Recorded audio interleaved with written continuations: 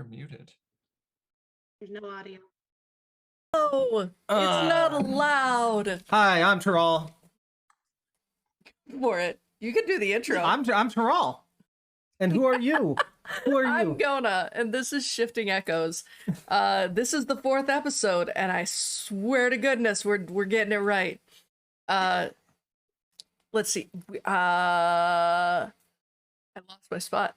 Anyway, let's introduce you to our wonderful players. First up, how about you, Lexi?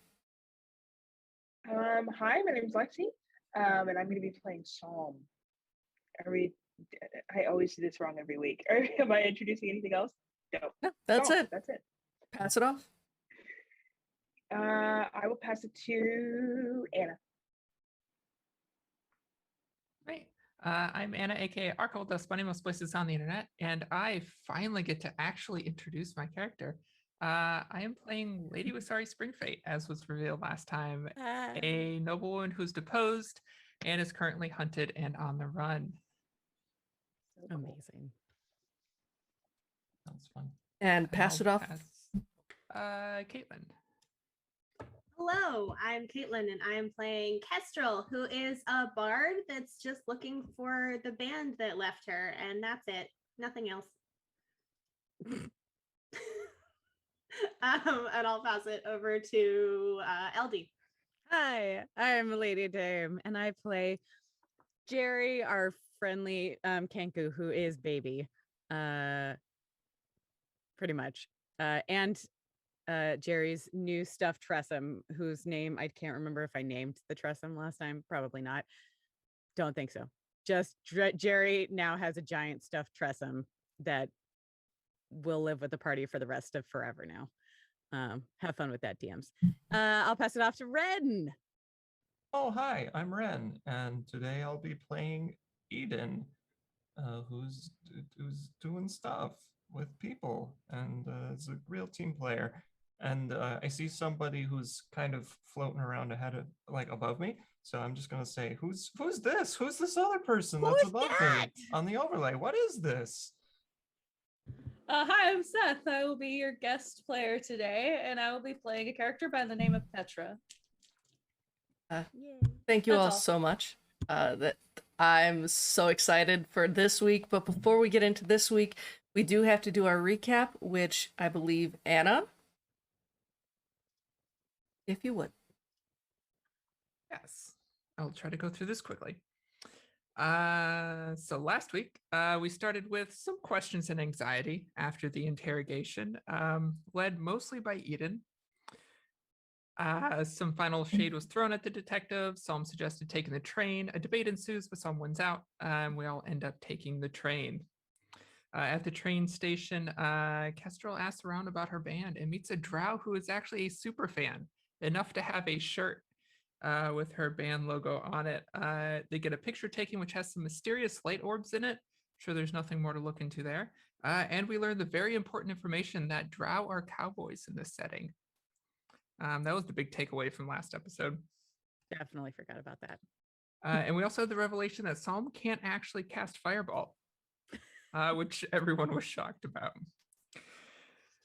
We get on the train, and Psalm introduces everyone to a slightly complicated game that her very large family plays. Kestrel got us back on track, and we dive into some great backstory conversations via a game that we have dubbed Truthbound. I'm sure the patent is pending. Psalm apparently was loved by everyone around her and is fighting for her name. Iden wants what's in the box for his sister, which seems to be a power source. Wants the power source out of that. Kestrel's band abandoned her because they found out things about her, and just wants to belong to something again. Jerri was taken in and made by Jenner. She was loved by somebody named Eliza, who apparently met a tragic end, and she is fighting for Eliza and Auntie.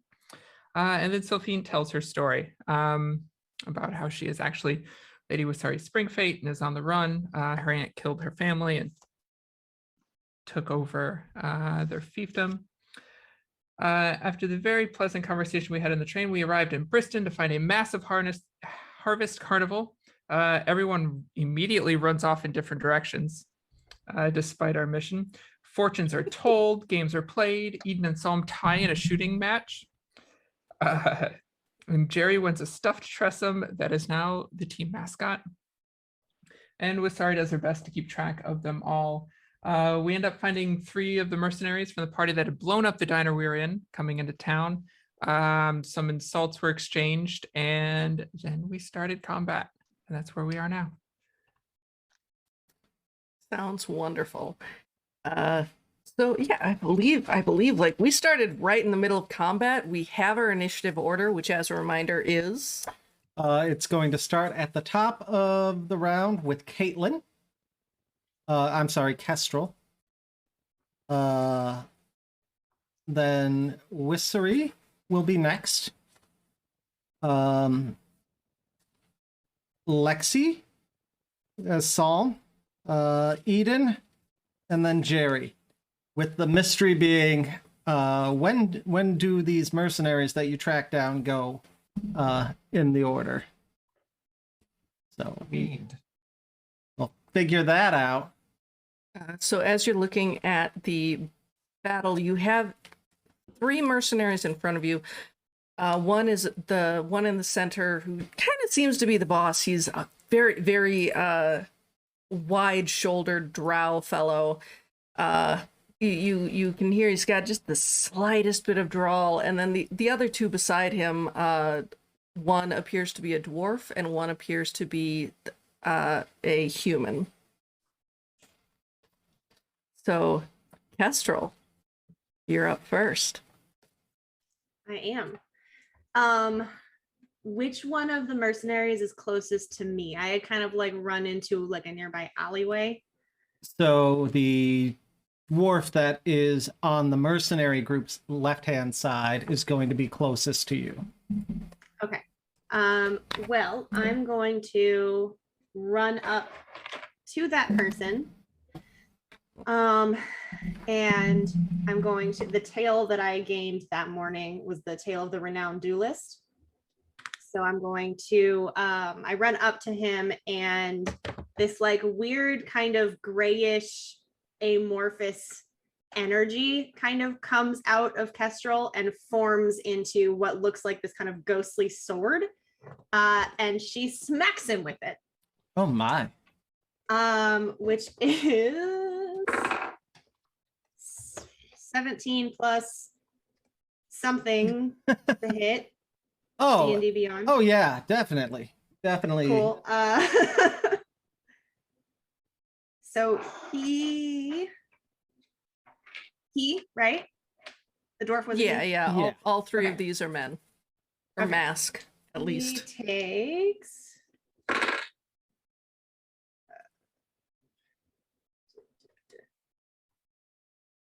+3, so 9 points of, these are on 2 different screens, which is not super, force damage. 9 points of force damage. 9 points of force damage. Okay. And the sword like dissipates. Oh wow.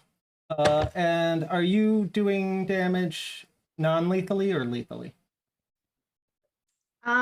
I don't think force damage can be non-lethal. If it's a melee attack, it can be non-lethal. Okay, then non-lethal if possible. Okay. So yeah, you just crack the dwarf Going for the kneecaps. across the knees, and you hear him let out ah, and he starts limping, just completely caught unaware when you dive out of the alleyway. Leave my friend alone. Wissery, you just saw Kestrel just come out of nowhere and just start kneecapping one of the mercenaries before you could even react. I'm impressed, yeah. So I was running for the leader who I had been talking to. Yes. And as I'm running, he is still on horseback, right? That's okay. As I'm running, I'm going to run the blade of my rapier across the bangle on my arm, and it rings out. And as the ring dies down, it does it again and again in a rhythm as I start my blade song. The air around her begins to shimmer, and I'm going to stab up at him on the horse with a booming blade. All right.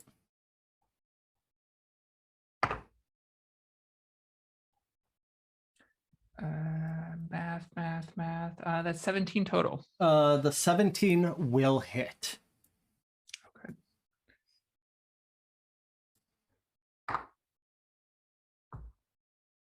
That is 6 points of I forget what rapiers do. 6 points of piercing damage, and then pressure in the air builds up around him from booming blade. Of course. And I will. Yeah, I'm going to. How far did I move to get up to him? So you and him were about 15 feet away from each other to begin with, since you were out there in the open having that conversation. Okay. I'm going to dance back 10 feet from him and just fall into a stance. Okay, will that provoke? If he wants to take it, sure. I don't think he has a melee weapon, so I don't think he can. He was not prepared for that initial burst of attacks.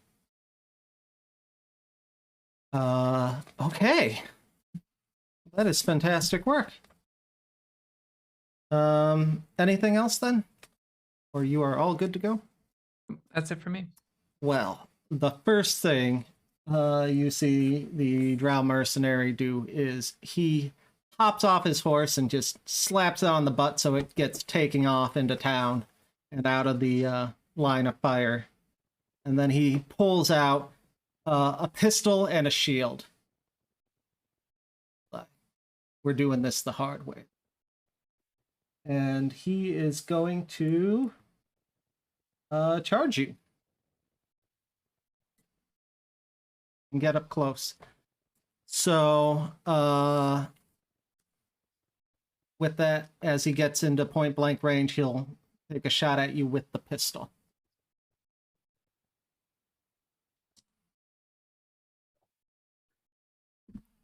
What is that? And that was the leader. That is the leader. Okay, there's a crack of thunder as he jumps off his horse from booming blade. He takes is a D8, right? Yeah, he takes 7 points of thunder damage as he hops off his horse. And that's because with booming blade, if they move, it triggers. Moves, yeah, 5 feet or more. Yeah, his ears just pop, and he's like, "What the hell was that?" Ugh. He gets up close after getting hit with that thunder damage, and takes a shot at you from point blank range. Does a 9 hit? No, not even close. Nowhere near it. No. The thunder threw off his aim there. And he's trying to pop his ears. With that being said, it's going to be Psalm's turn. I think Psalm, as I pull up her character sheet still, I think Psalm sees, at first she reaches for her rapier, but the second she sees a pistol come out, she just goes, and we're doing this. And she's going to take out her pistol. And she's definitely, I remember last game I did do my, I don't think it was the divine sense, but it allows me to do my ranged attacks as paladin. Like yes, attacks, you did kick off your channel divinity. Yes, so she's going to take out her pistol or her revolver, and she's going to shoot at the one that is after Jerri? I wrote the name wrong. But yes, she's gonna go after the drow and try to. She's not gonna be lethal about it. She's gonna try to shoot in an area that can still leave him alive if it's gonna do lethal damage. So yeah, you can try your best, but unfortunately, especially with a revolver, everything you do is lethal. Yep. Sad. So sad. So I believe, let me see. I think with my revolver, let me check on this. It's a +5 to hit. Ooh, 19 to hit.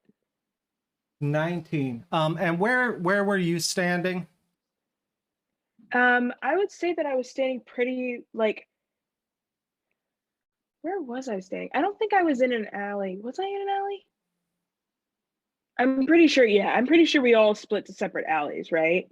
So Yeah. I think I was like, so I think I was just like kind of off. I think I was further back, far from like a little bit further from them, but I'm just kind of stepping out of the alley Okay. to shoot.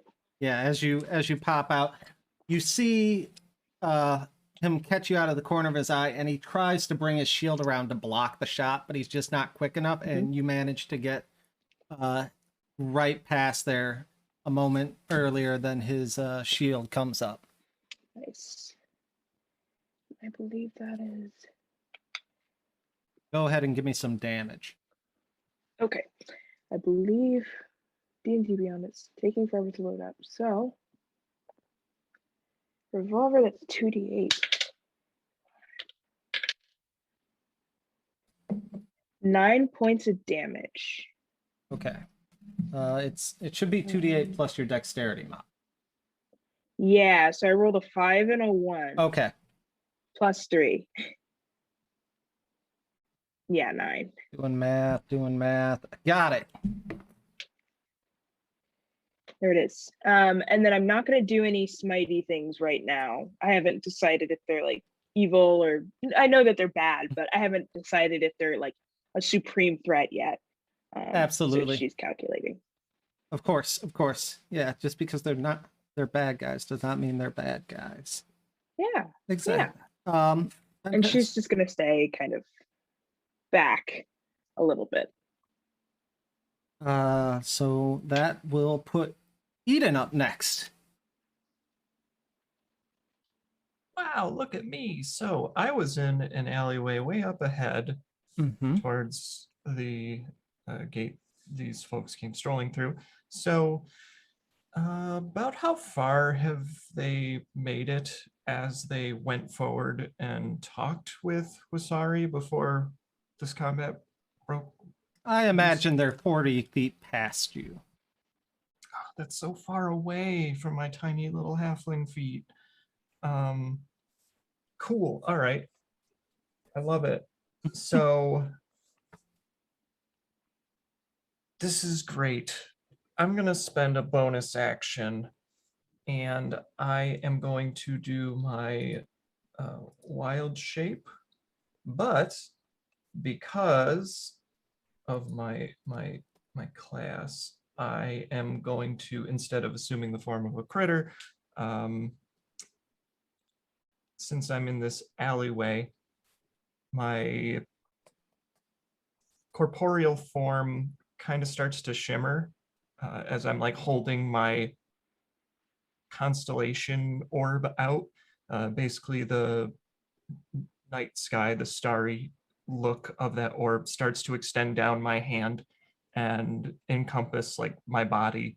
And eventually I just kind of fade into almost like a moving silhouette of stars. And I'm assuming the starry form, which is my druid thing.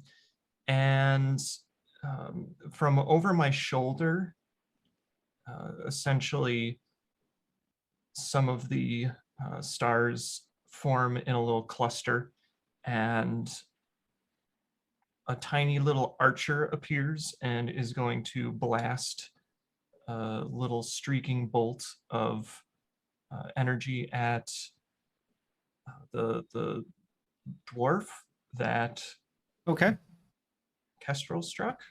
Okay, so yeah, we'll put you on the left side too then. The same side as Kestrel and the dwarf that Kestrel struck.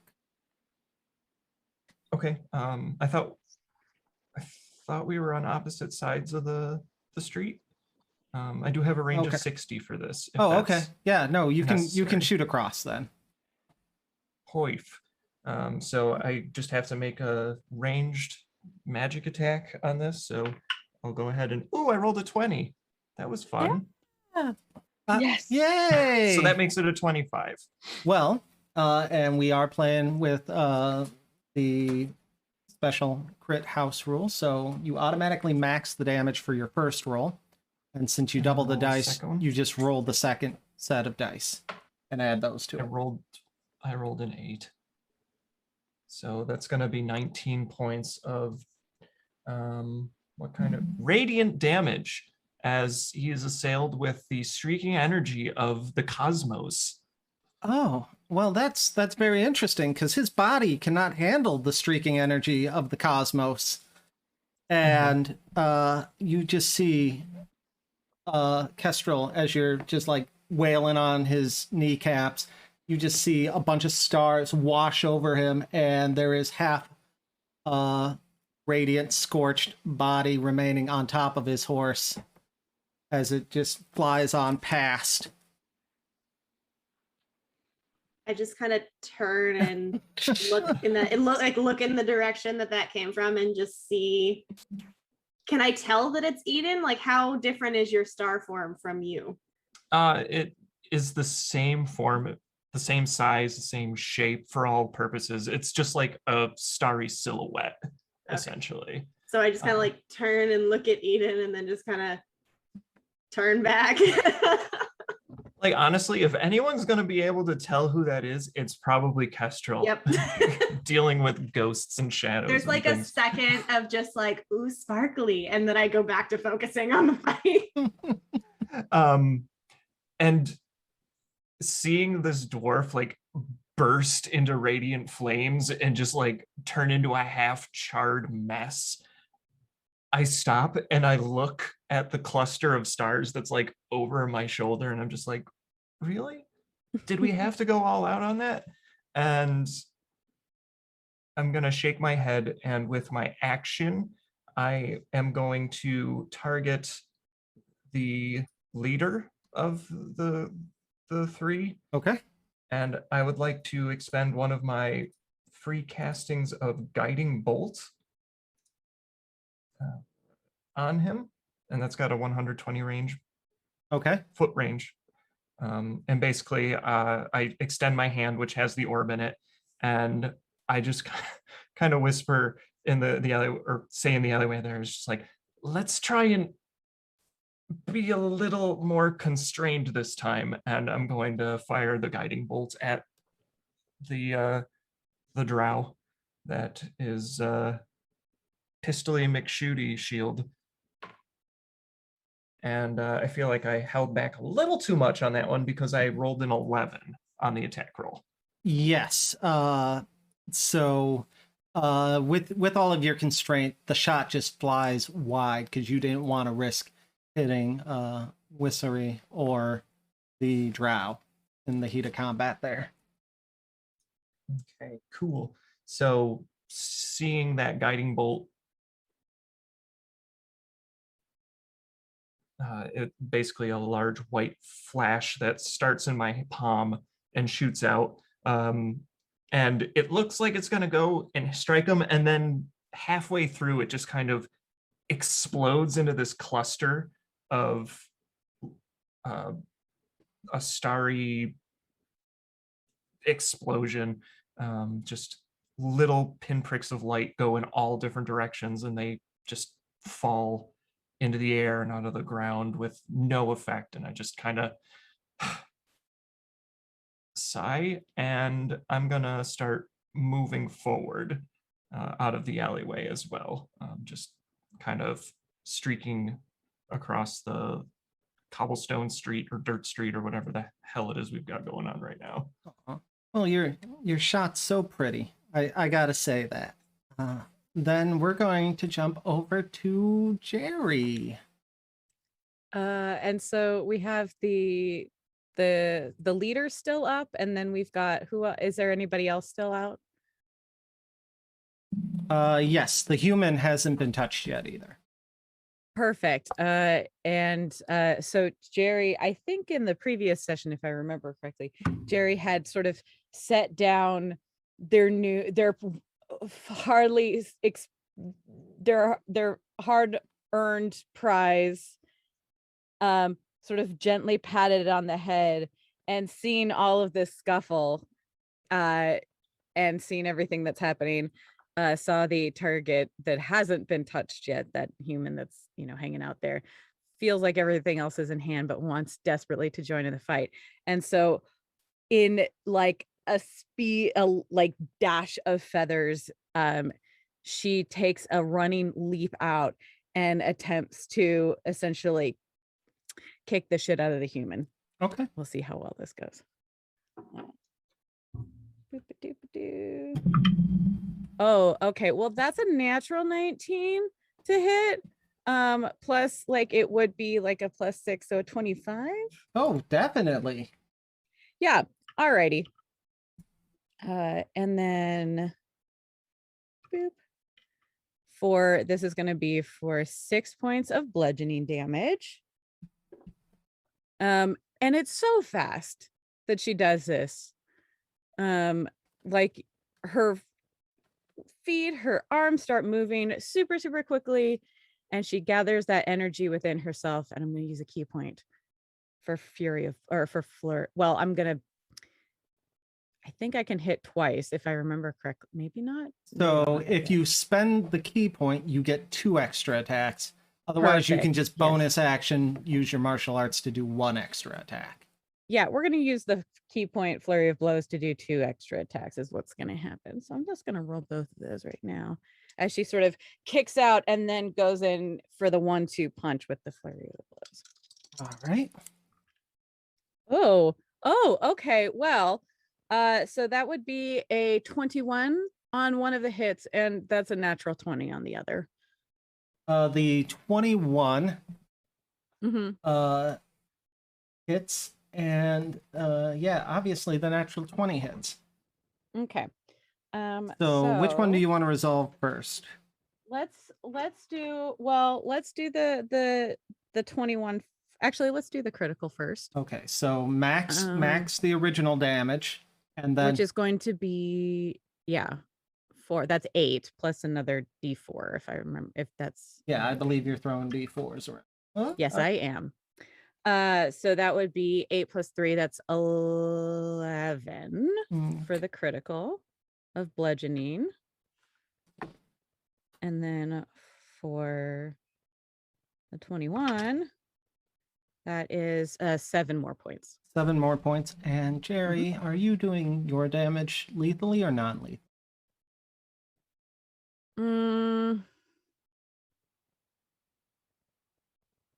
I don't know that. Well, no, Auntie would have taught Jerri how to do it non-lethally. Yeah, it would. This one scene. Well, no, seeing that the dwarf got charred into oblivion, I don't think that Jerri would be pulling punches. Okay. So I'll let you describe what you do to this poor human guy. The first sort of kick out was directly to this human's chest, like just to knock the wind out of them. Mm-hmm.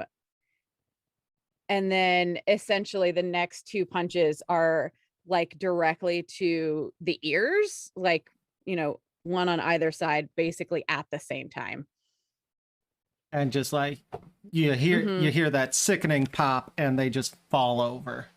And it's super quick. It's like, it's that, moves like lightning kind of speed that happens.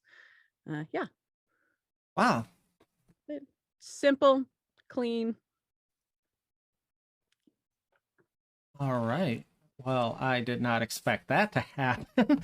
But that being said, as all of this chaos is happening, you see one of the side building doors open, and out, I'm not going to say walks, more so slithers.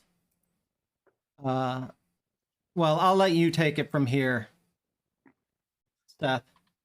Go ahead and describe your character.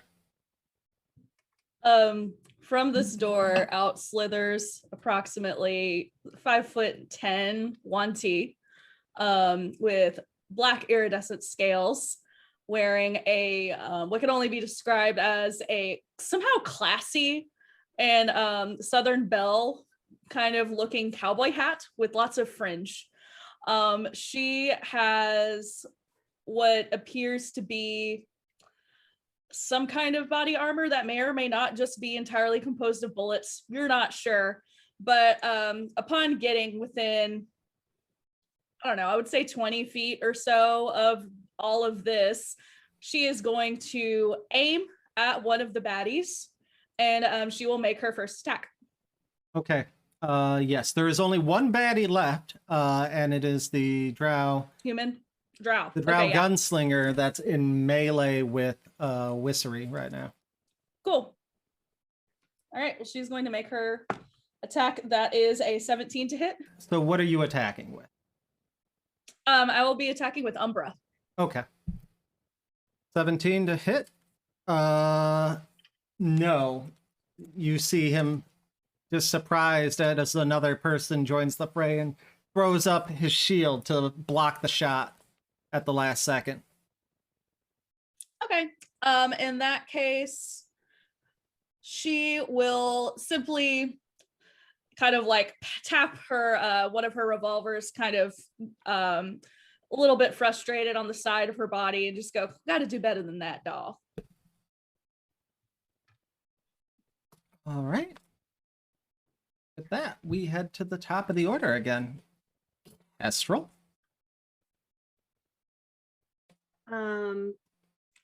So I will notice the newcomer come out. How common are Yuan-Ti? Is this like a new site, or are they like prevalent throughout the They're about as common as Kenku are. They're Okay. So you do see them from time to time, but they don't really get out, especially from the Underdark. Okay. But it wouldn't be like, oh my gosh, like who is that, as much as like Right. and there's only the one leader left, right? Correct. Okay, so I remember that Wasari had questions that were unanswered, and that's not acceptable. So I will I'll kind of get a little bit closer, I think, because the range is a little smaller. And then I'm gonna cast command on him. And I'm going to command prone. What's the I save? want him to lie down. What's the save for command? Wisdom save. Okay. All right, and I just need to see, is command a charm effect? No. Okay. Has no effect if the target is undead, doesn't understand language, or command is directly harmful. There's Okay. nothing about charm. Fantastic. So did you roll that, sweetie? I did What did you get? 11 on the die. You rolled an 11? Okay, so that's a 14 for the wisdom save. Okay, he does succeed then. So Kestrel just kind of runs closer and just goes, lie down, and then nothing happens. I don't think I will.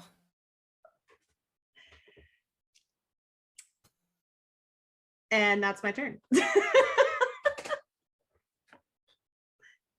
End of your turn, I believe. Wasari, you're up next. Yep.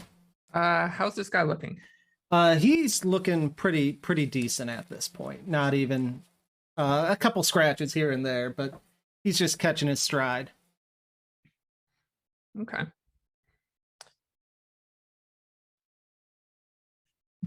Yeah. Since he's right up against me, I'll just say, you could just answer my question. This could all be over. And I'm going to swing at him again. Non-lethally, because I don't want to kill him, because he's the only one left. Okay.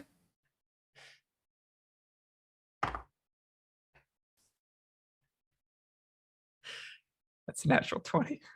Okay.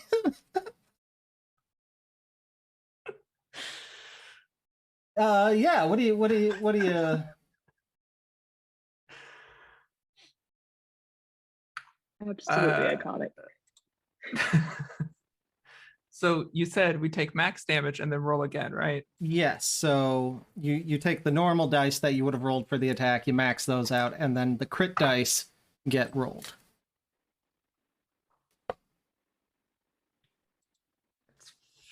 15 points of damage. Oof. What kind of damage is that? It's supposed to be piercing, but I was imagining I'm kind of hitting him with the guard. Okay. Yeah, I'm trying so to you're knock him just out, not kill him. give him a good old pommel bash. He just winces back as you hit him right in the face. Blood sprays out. He's like, oh. Okay, so we're doing this. That's fine. You could give up.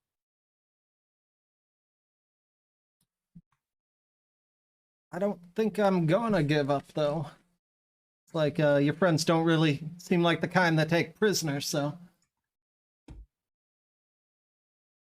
do you have any other actions you would like to take?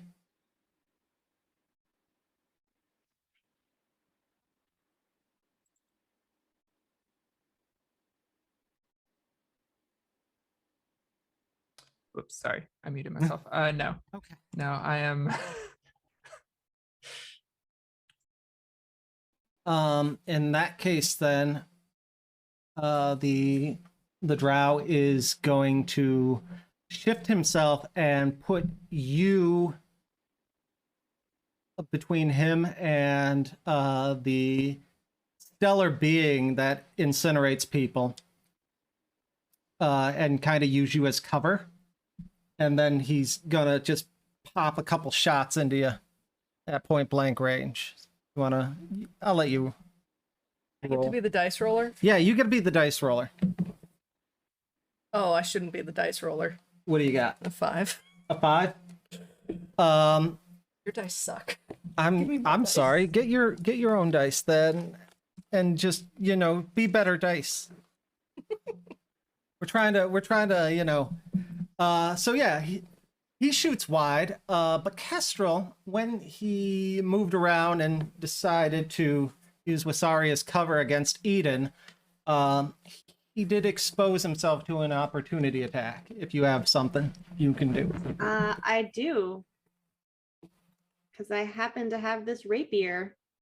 If I can find it. There it is. Okay. Probably not. That's a 14. No. Yeah. So I take I kind of like, because I was using the ghost sword, so I kind of like try to draw the rapier out, and I just kind of like swing wide. Fantastic. So I'm gonna give you a chance to walk away before anything bad happens to you here, and I'll let these bygones be bygones. You answer my questions, I'll let you go. I don't think you realize the side of the fight you're on.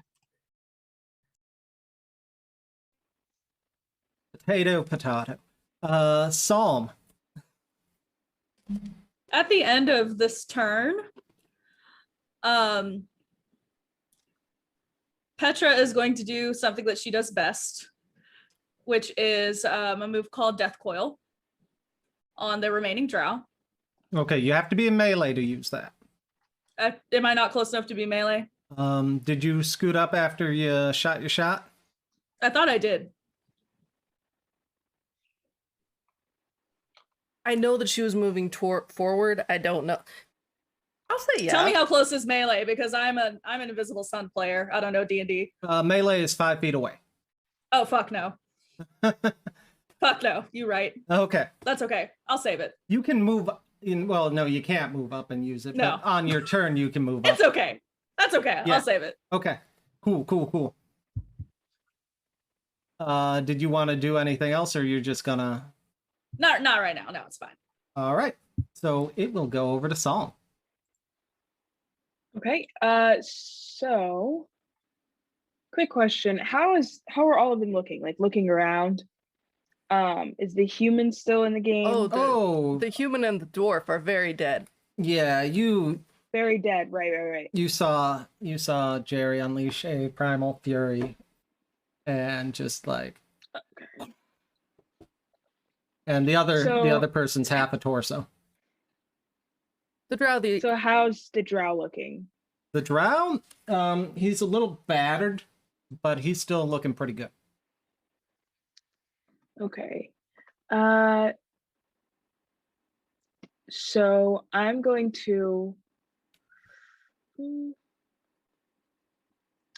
spend my bonus action to do cast compelled duel, the first level.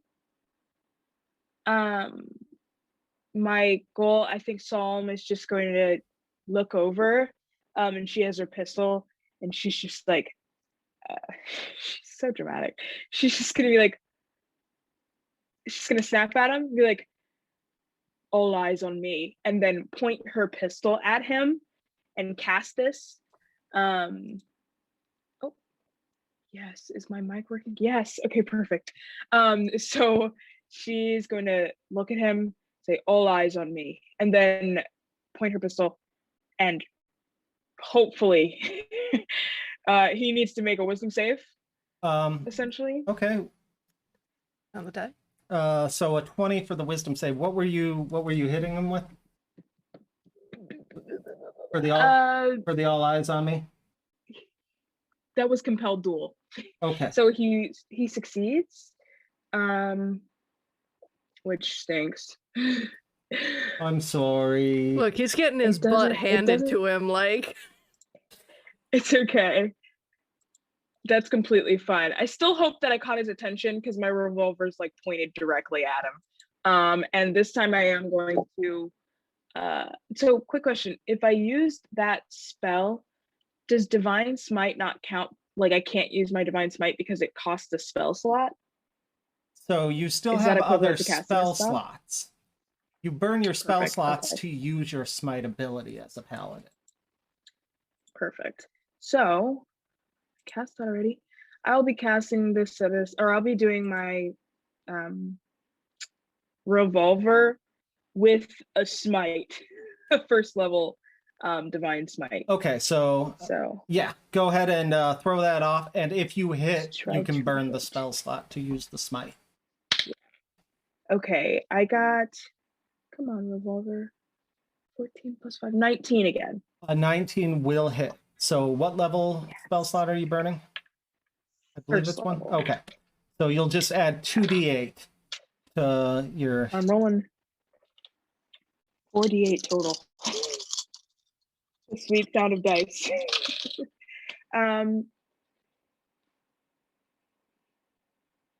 21 points of damage. Ooh. Yeah, you fire that off, and you just see the shot, the radiant energy, just like blast him back about 3 feet, and he staggers and just hacks up a couple pieces of bone fragment. You think you got him pretty good there. Yeah. And then I'm gonna rush into him, like rush in. Okay. Is he still standing or is he prone? He's still standing. How's that? But he took a pretty hard shot there. Yeah, I'm just gonna rush in, and try to get within range of him. Okay. And get his attention. That's all.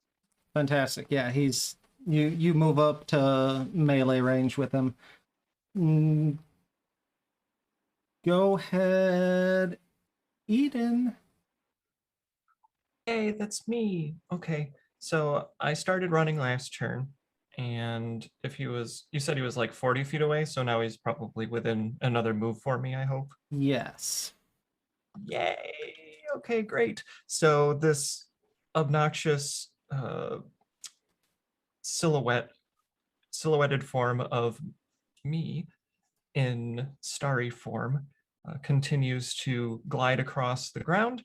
And as I'm running up, I would like to use my cantrip Primal Savagery. So as I'm running, those of you who are paying close attention to the constellation will see that it warps and changes shape slightly. The fingers grow elongated, extending into claws. The face kind of tapers into more pronounced snoot in a way. And you could almost swear you see little ears kind of starting to poke out of where the hair should be. And essentially this feral looking form is going to leap at this mercenary drow, whatever the heck we want to call him, and basically just start trying to tear him apart. So I'm just going to go ahead and make a melee spell attack against him and hope I hit. Yeah, Iden. Okay. 17 plus 5, 22. That'll hit. Hooray! So I'm going to deal 1d10 poison damage. He tries to throw Whissery in front of you, but was not expecting you to charge up on him like that. So that's going to be 10 poison damage, as basically this tiny little starry gremlin jumps up onto this dude and is just like clawing at the face. And there might be a bite or two in there somewhere, as just like scrambling around him and just clawing in a weird, almost rodent-like frenzy. Okay. Yeah. You claw away at him, and with that, he's like, okay, I'm done. I can't do this. You guys clearly clinically insane.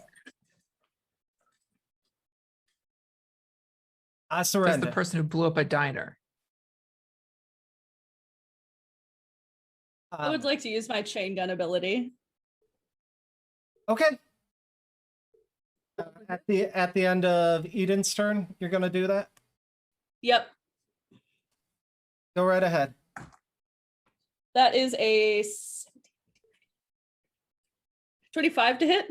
Yeah, that'll hit the drow. Cool. So 4 d4s. Would you like to describe what everyone else gets to witness here in this moment? Of course, yes. I think that the drow is just beginning to open his mouth as Petra notices that he's getting ready to concede.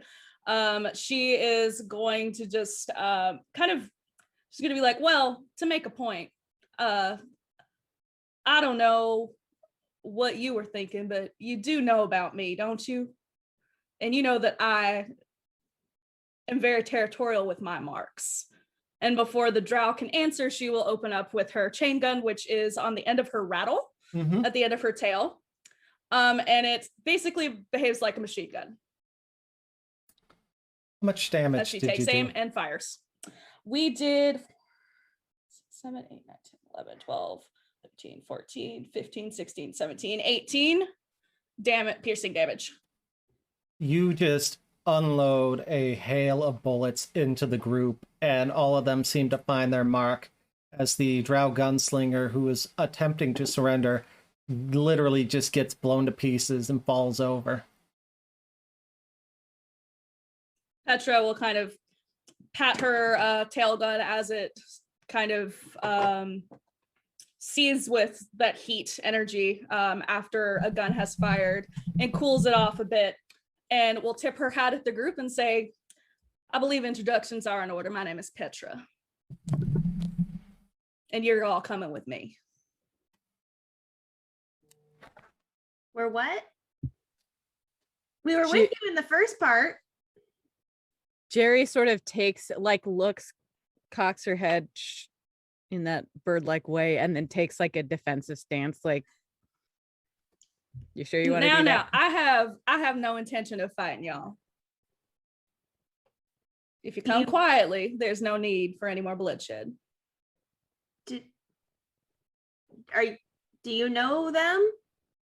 Unfortunately, more like those co-workers. who you just really can't stand.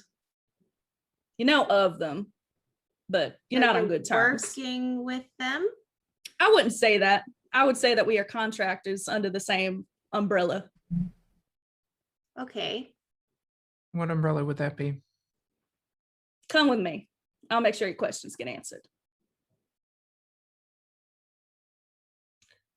How Right, do the we group can- know we can trust you? I suppose you don't, but I did just help you in a fight, if that counts for anything. But you ruined our only Fair lead. point. Can anybody heal him? Yeah, I can do that. I will step sort of- over and lay on hands. I'm- As you put your hands on there, like they fill with the warmth that a paladin would feel, but you can't heal the dead, and so like you just got hot Yeah. fingers right now. Yeah, none of your energy actually transfers over to the Swiss cheese that is the drow. I definitely like still stand there. Psalm stands there and still is like, and looks up and's like, it's iffy. Sometimes it works, sometimes it doesn't. I don't think I can bring him back, actually. You hear a voice come up from like under the majority of the bits of the destroyed drow, and it sounds kind of distorted, like 16 or 17 different voices melded into one, and I just say, you could have held off. You almost blew me into 1,000 tiny pieces as well. And I just kind of slide out from under him and shake. And with that, the little archer constellation blips away, and that shimmering constellation mass just vanishes back, revealing. I'm sorry, I didn't Again. know if I didn't know bullets were gonna harm this little mass of space gas or not. I didn't mean to put you in danger. Well, you should think about that next time you want to just start pointing. And I point at your tail. Oh, this thing? That. Rattle, rattle, rattle. Jerri leans away. If you're under contract, who are you working for? Would you like to meet him? I think it would help us to know a bit more about him before we parade into his presence. I could take you straight to him. It's no problem. That's what I'm here for. I'd be happy to escort you. Just give me a moment, please. Thank you. And Jerri goes running off to the alley where she had left her Tressum. And comes back. It's all very quick, but this is very important. And comes back, and Jerry's coming back carrying I believe it's all bigger, if not, almost the same size as her, if not bigger than her, a giant plushy Tressum in her arm. Well, isn't that precious? And she just squeezes it tighter. Well, Okay, I think I'm ready. if y'all want to come with me, it's just a hop, skip, and a jump. Little train ride. We can be there shortly. I don't really. Where is there again? Trains. Some answers for y'all, and some payment for me. And Yeah, also, make sure you bring that. And she points to the weapon or whatever it is that you guys have been carrying around. I think we'd feel a lot better if you tell us who you're working for, and then maybe we can go meet them with you. What I know about my Yeah. employer is that he enjoys making introductions himself. Now, I know I'm not one to step on toes. I do So believe in if you- formality. If you can't, It's not that I can't. I just don't. mean, Right. It's She did help us in more the of fight his just job. now. She, if she wanted, if her employer person wanted to harm us, then she wouldn't have needed to help. Better she was killing her So own if lead. you get money out of this, then yeah, what we just lost everything we were here for. So what do we get out of this? Well, my employer is more than ready to make it up to you.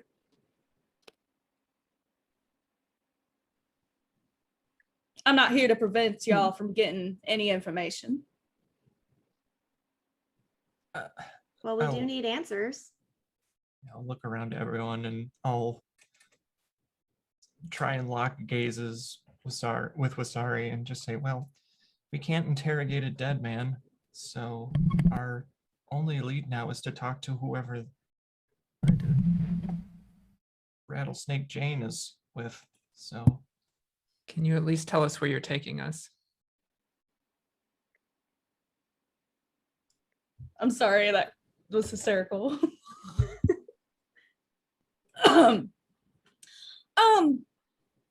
We're going nearby, as far as cities are concerned, to I don't know how to pronounce this, that's in the notes. Brienoc. Right. Hop on a train, go to Brienoc. Me and my employer, I get paid, y'all get chances. Jerri sort of looks at Petra. Jenner?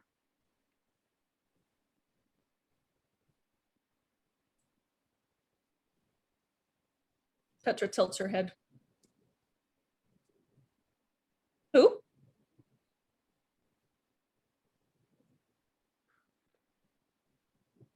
Who's that?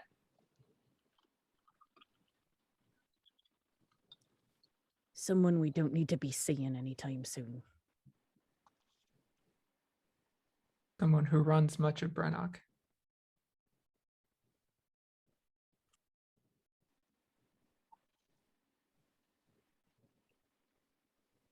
I'm gonna turn and I'm gonna search the pockets and pouches of the leader. Mm-hmm.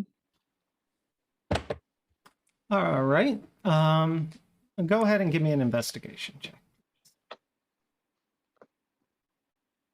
As you're rifling through the pockets and the pouches. Middling 16 for me. 16 is pretty good.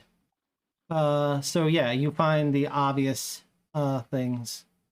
They have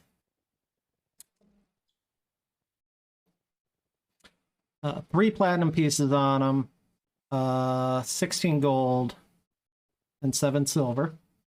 In addition to that, they have a potion of healing. They have a pistol that is a little old-fashioned. It's a single load pistol, so during combat he was literally just popping in a shot every time to fire it off. And he seems to have some very non-standard ammo to go with it. In addition, he has writs of passage for several different countries, all of which are standard for people of his line of duty. Also of note, you find on him a small sigil. It is a circle made of silver, and it has a moon that is like it's a crescent facing upward. You know that this is from the fiefdom of the Moon Elves.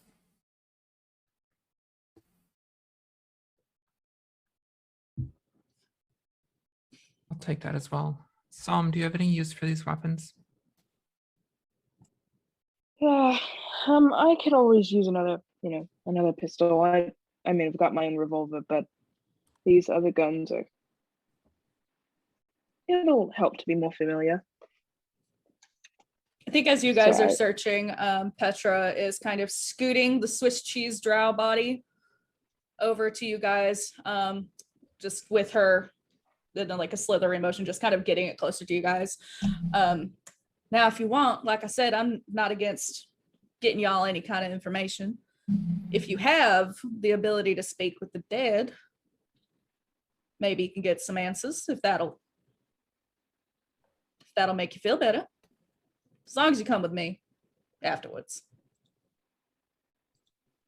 Almost to herself, Kestrel just kind of goes, I don't think I can do that. I mean, you can Some always looks over at try. Kestrel. Yeah, some looks over at Kestrel, just like very quick glance, but like looks away. Nope, that'd be silly. We should go talk to your person and get some answers. Did Jerri believe Petra when that Petra didn't seem to know who Jenner was? Petra, okay. Well, my only question for that is, did Jerri? I don't know. That's That's the fair. thing. Yeah. So when it's player versus player interaction with that is up to you what you decide to believe. Okay. I just couldn't tell.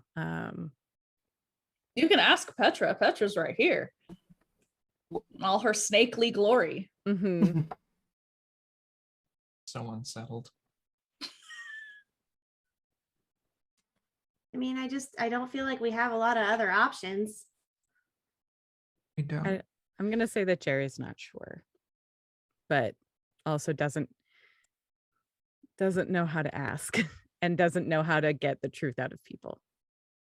This is not Jerry's forte. We don't have many more options, which is very convenient for her employer.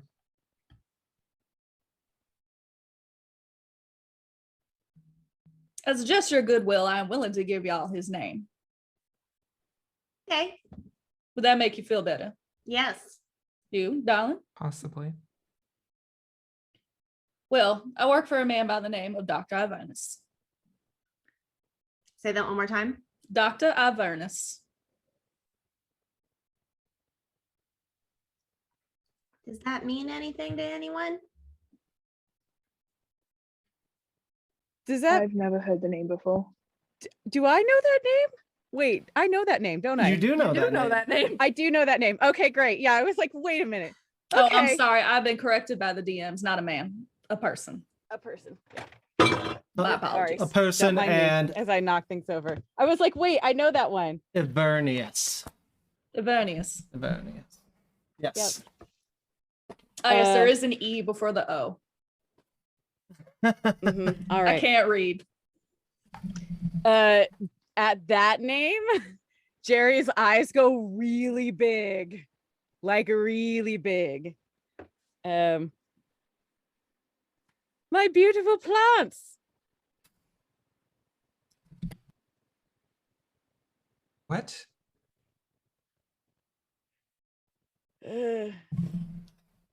Plants? What about plants? You two seem to have some history. Jerry just puts her hood up above her on her cape and just sort of hides her head. Jerry, do you know that person? Jerry sort of points at is the box near us, the weapon that's near us? Most likely, you guys would have carried it with you to meet these gentlemen. Just so Very you could keep it vaguely. in sight, especially. Yeah. Jerry points in that direction. What? Someone else wants the box?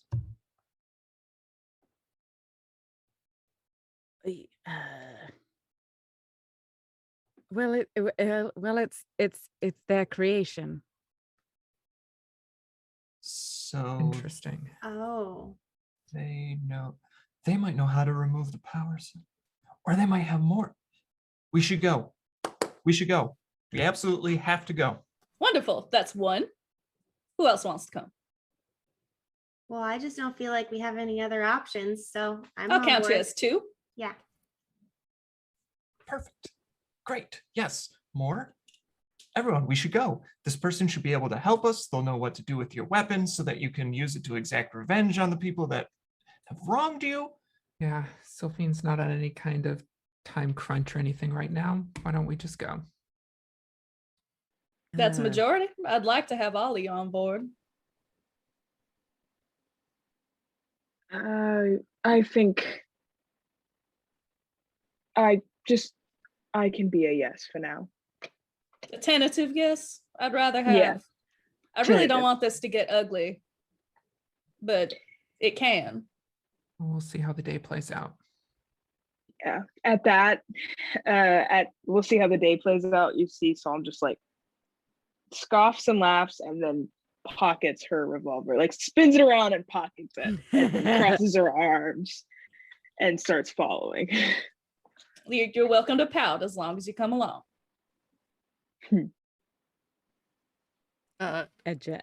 Jerri just pulls the hood even further to like hide as much of her features as she can and reluctantly gives a thumbs up and holds the Tressum a little bit tighter. Of course, you could bring your plushie. All right, I'll get y'all's luggage. Petra goes over to take the box. Tom With the can weapon carry in it. it, Sam, if you don't mind.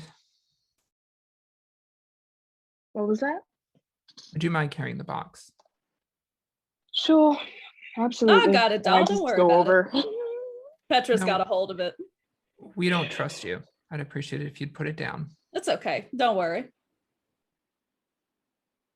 Solomon is going to walk over and just have one hand on the other side and be like, maybe it's better if we do this together. We can both carry it on the train as long as it comes on the train. That sounds fine with me. It's perfectly fine. All right. As you are all walking back, I mean, you do have to wait a bit for the train. I'm sure each of you grabs like a fun little snack. I think one of you wanted a funnel cake and such to be able to munch on the train ride to Brienoc. Real quick. Yeah. Real quick. Yeah. As we're waiting for the train, Kestrel's gonna kind of like come up next to Iden and just, are you an alien? Like, are you from space? What kind of question is that? Well, because you kind of turned into a whole bunch of stars, and it was really pretty, but I haven't seen that before. I would like to answer your question with another question. Okay. Do you think I'm from space? Well, I mean, a little bit now. Like now, since I just asked the question in response, or Well, now no, since... no, because now that because I saw you be all like stars and stuff. Like it hadn't occurred to me before, but I mean, there's all kinds of, sometimes things happen to people that are not, what most people would consider normal, and that's fine. And I was just curious. I don't want to, if it's personal, you don't have to tell me. I was just wondering.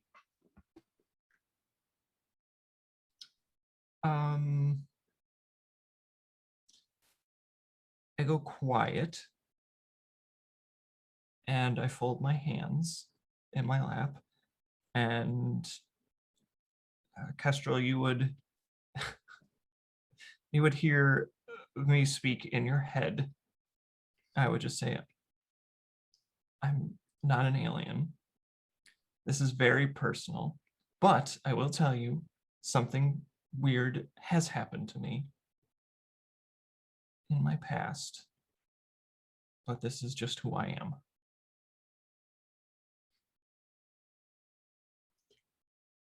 Can I speak back in my head or no? Mm-mm. Okay. Then quietly, Kestrel will say,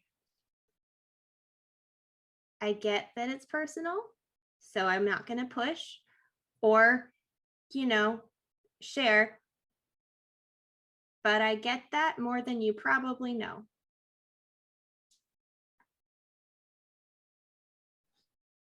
And then I'll kind of wander off with my snack. Well, as y'all have to wait for the train, I think that's a perfect place for a little break. So if y'all would please go and hydrate, go and pet your pets, go get yourself a fun little snack, You're making fun of my accent. I'm not making fun of your accent. I love it so much. Make sure to go stretch, and we'll be back in like 5 to 10 minutes. Bye. Oh, my stars.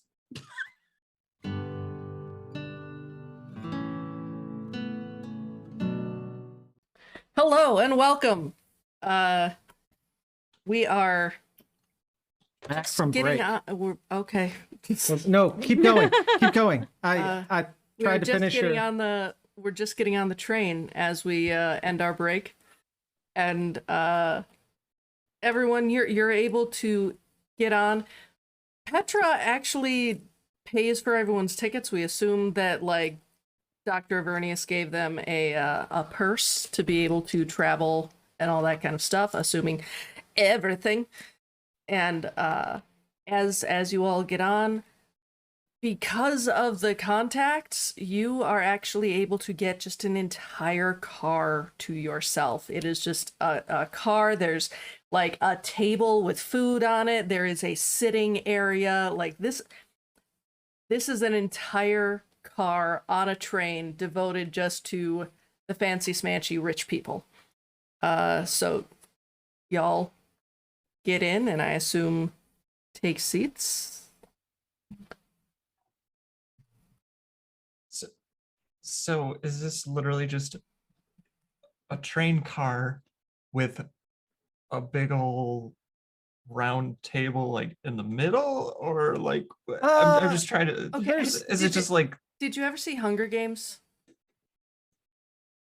The dining car where like there's literally a table over here and a bar, and then on the other half there's like a seating area with couches and chairs and comfy shit. You get a buffet spread with hors d'oeuvres and snacks and all that stuff off to the side. I've never seen that movie. See what I did there was I let you start talking about it like I did, but I actually haven't. So. Perfect. That's fine. You have homework It, now. regardless, it is as they described. I'm gonna sit down in one of the comfy chairs and pull out my lyre and just start kind of like restringing it and tuning it and not paying attention, or acting like I'm not paying attention. I will also sit in a comfy chair, because why would I sit in an uncomfortable chair? Jerry's gonna go for the snacks. Very specifically. And at some point, she's going to take out a little bit of rope and tie like the paws of the tressums together to create sort of a backpack out of the giant plushy tressum, essentially. So that now she doesn't have to carry it around. It could just, it's essentially over her backpack. Yeah. I think Psalm is gonna keep her hand on the box. She's just like, she before now has had almost no connection to this box and no protectiveness over this box, but a stranger has entered the situation and has come in between her and her group and their goal. Even if it turns out good, she's still suspicious and does not trust. She's keeping her hand on the box. And her other hand is like, she's like laying lazily, and the other hand is on her pistol, just kind of like hanging there.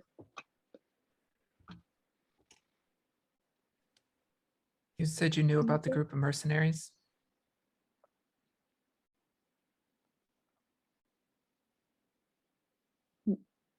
Say to Petra. Yes. The only one who said they had answers about these people. Oh, those folks, I know of them. I didn't do a great job of explaining earlier, but we are all mercenaries. I know that they were hired by someone. As far as I know, it wasn't by Dr. Avernius. So frankly, in that little squabble back there, they were my competition. So you killed our only lead and you have no information to offer us. I have information. You just got to be patient, doll. I can't make the train go any faster.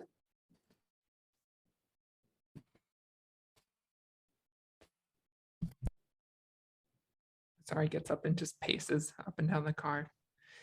She does not seem impressed or like out of place in this car at all. She just kind of glanced across it like it was normal and is now pacing. Oh, she's real upset. She's real upset, Kestrel. Do you see it? She's real upset. Yeah, I can tell. I guess at this point, is there anything specific that anyone would like to do on your train ride? Because from here to Brienoc is probably It's 2 6. hours? No, Oh, no. It's 6 it's 6 to 7 hours depending on how long the stops take. I'm real bad at directions. Yeah. What time is it? Because we had a long train ride to get to the town we were in, and I don't think we've slept yet, have we? No, you're on the train. The train's already taken off as you got on. So you'll Right, but what you'll time probably of be day is getting it? into Brienoc at around 10 p.m. Okay. I'll recast my mage armor as it goes out, but aside from that, I don't have anything. Okay. Jerri will also, after creating their trust and backpack, sort of creep up a little bit, like sort of shyly and a little hesitantly to Petra, and just sort of tap them on the shoulder. Oh, yes, darling. I was just doing my job, you know. What's that?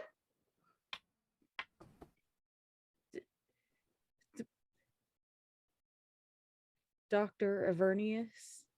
Mm-hmm. You know, I don't know much about him. He doesn't. Oh, He didn't tell me his life story before he hired me now. Okay. I just wanted him to know that. I don't know what voice that was, but there we go. Oh, that's okay. But you'll be able to tell him. You seem so on edge. It's okay. You're all right. Settle down. Have a whatever these are. And she picks up an odd hors d'oeuvre. Jerri will also take one and sort of snack on it. Okay. I think at this point, Petra will turn to Psalm, who is also like holding on to the case. Petra has been holding on to it with like the rattle part of her tail.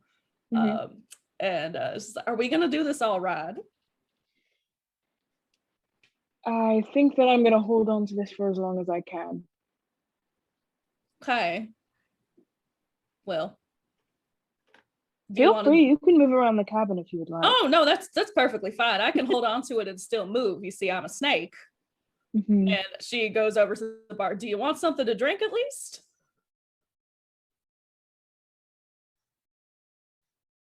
That's fine. She makes herself a whiskey sour.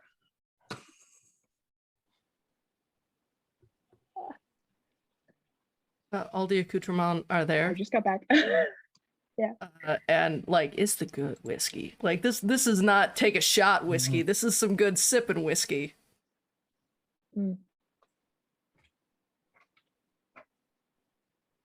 She'll make 2 and leave the other one on the bar. Just in case you change your mind. Yeah, of course. Thank you for the offer. Of course. Y'all are my guests. Is everyone comfortable?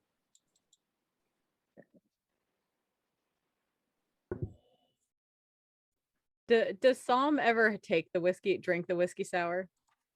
No, I don't think so. If it's there for a while, like it will 4 just hours disappear. into this train ride. Yeah, it will suddenly just no longer be there. Yes. Yoink. I think that probably Psalm, if she notices, I don't know if she does notice, but if she does notice that Jerri is like eyeing it, she'll just kind of like nod over to it and like look the other way. And whenever you get around to taking it, you can take it. If she notices you looking at it. But if she doesn't, that's completely fine. She'll just look up and be like, okay, cool. After a few minutes, I will go to the bar and make myself a mimosa and take it back to my chair. Solid. Does anybody else want? It's really good. No? Okay. And I'll just like toddle back with my probably oversized champagne glass. I'm sure you can handle all that. Oh yeah. It's just champagne and orange juice. It's not super strong, but Now, it's delicious. I saw you mix it, you know. There's a little bit of orange juice in there. Okay, well, there's plenty of time to sleep it off. So if it gets bad, just deep breaths, get you some water. I'll be fine, but thank you. Of course. I think Kestrel can handle her drink. It's true. Petra narrows her eyes in disbelief. I'm Wait. taller than I look. How long is this ride? About Petra? 7 hours. Oh. No. You don't 7 get hours. motion sick, do you? No, that's just so long. 7 hours in the wrong direction. Oh. Look, I'll offer again. Would you like a drink? Would you like one of Kestrel's mimosas? Makes the time pass.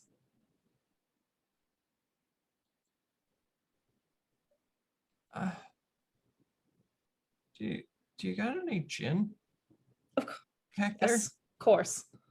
Okay. Good. And I'll scramble over and start helping myself. I assumed you just unmixed just gin.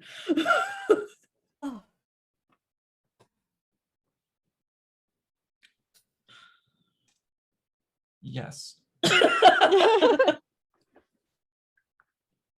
As you all get comfy and you mix your different drinks, and you snack on the hors d'oeuvres, and occasionally when they stop at different stations, people come in to switch out the hors d'oeuvres depending on the time of day and make sure the bar's stocked for you. Well dressed. It gets to be about night when you finally roll into Brienoc station.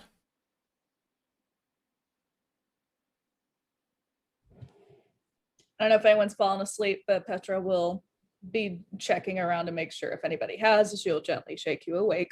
Kestrel is absolutely asleep. Oh yeah, Jerry's totally asleep on top of the plushie. Like it's now her bed. Mhm. Yeah, I probably made it like 2 hours in, and if that, and then just passed out. Zari's completely awake. She's a bundle of frustration and nerves at the moment. Psalm is very much awake.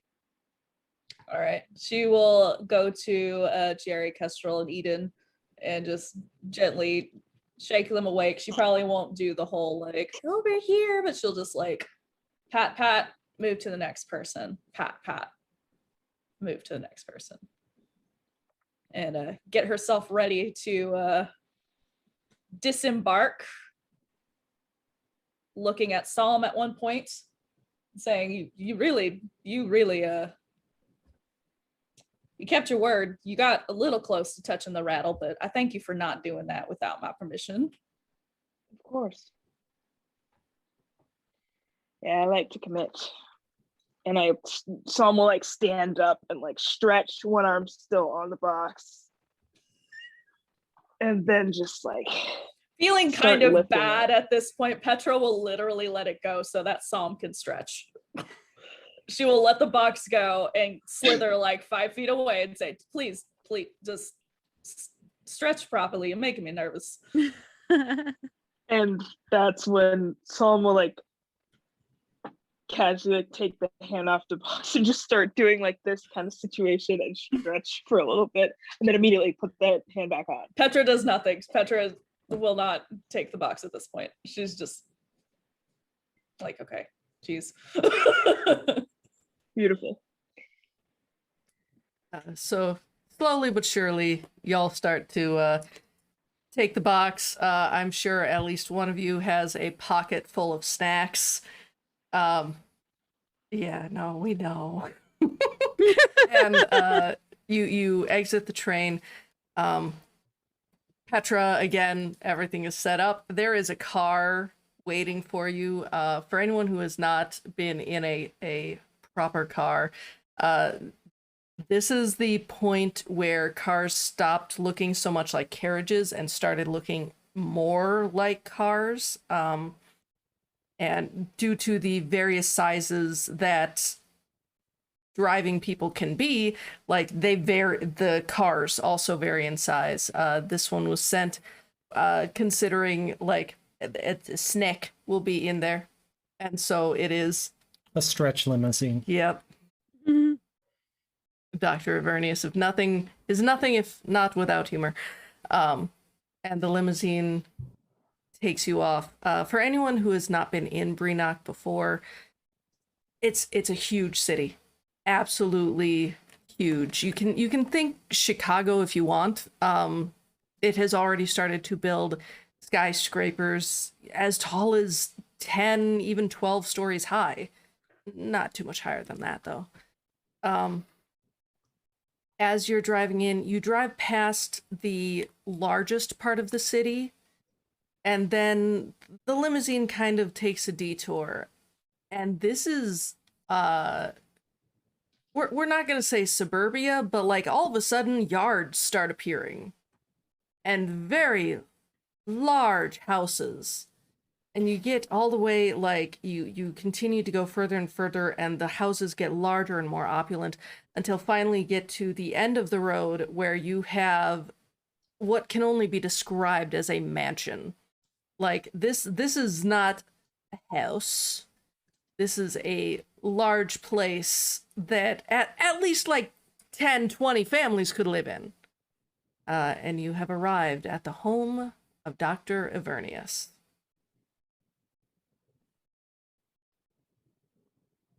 Wren, you're muted. I know. I was just saying the name to myself. Dr. Avernius. Dr. Avernius. Is there anything we need to know about this person before we go in? How big are Like, they?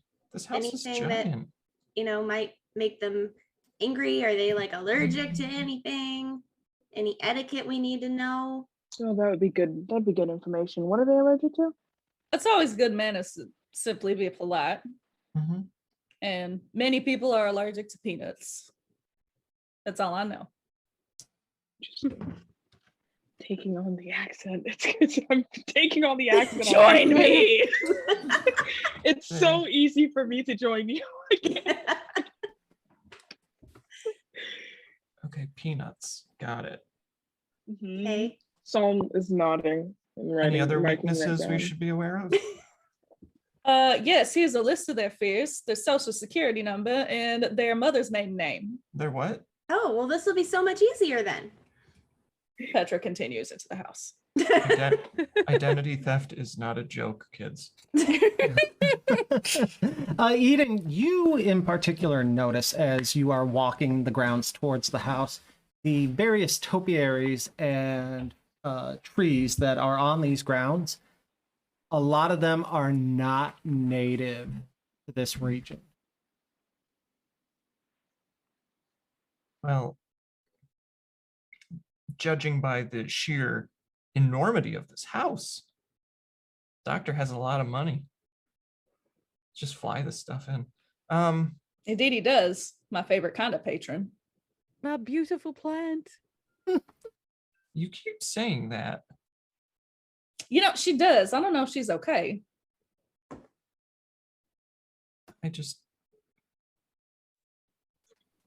Jerri, do you need to not meet this person? Should we like make you look different or something? Jerri sort of seems to shrink into herself a little bit. I was just doing my job. It was, tasting the joint. All of that. So you've been here before. Oh, no, not here, but well, he may remember like a few things. It's fine. That's all.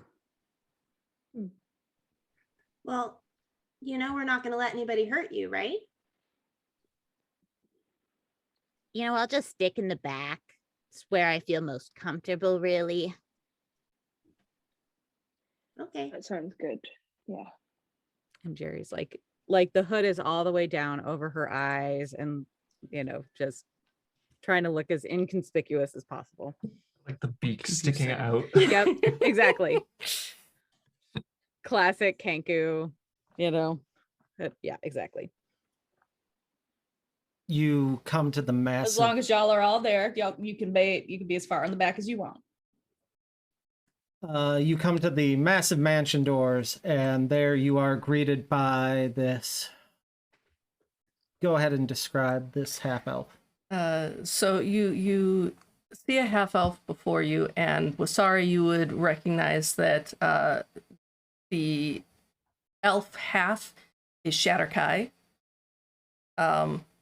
He is tall, like 6'6", which for some of you is not tall, but like for some of you that's tall.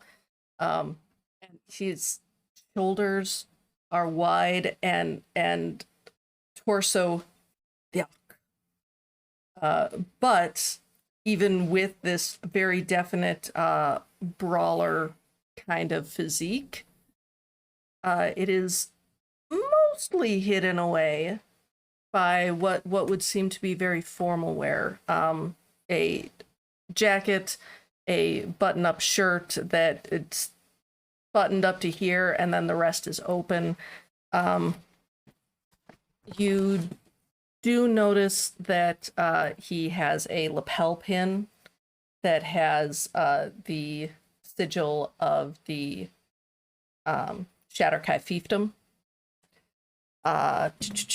As you walk up to him, he greets Petra, and I see you've done a good job again, miss. I'm nothing if not professional. As always. I'll follow up behind, but they are in the solarium. If you would lead our friends here, and I'll make sure to lock up behind so that no one else can enter. All right, this way, y'all. Wait, you're locking us in the house?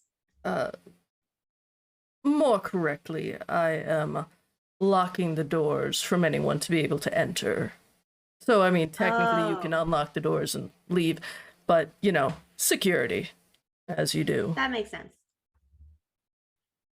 So, you hear the deadbolt as he comes up behind you, and you know that he's behind you. You can sense the presence of him. You don't hear a single footstep.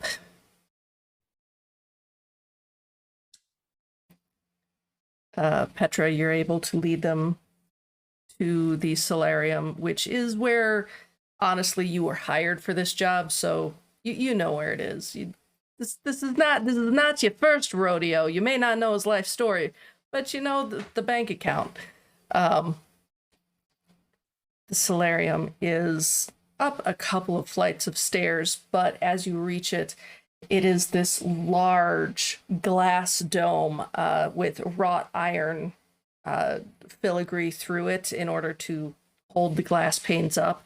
And all throughout there are vines and different plants, again, not native to the area, that are grown around. And in the center, you can see it's paved with stone.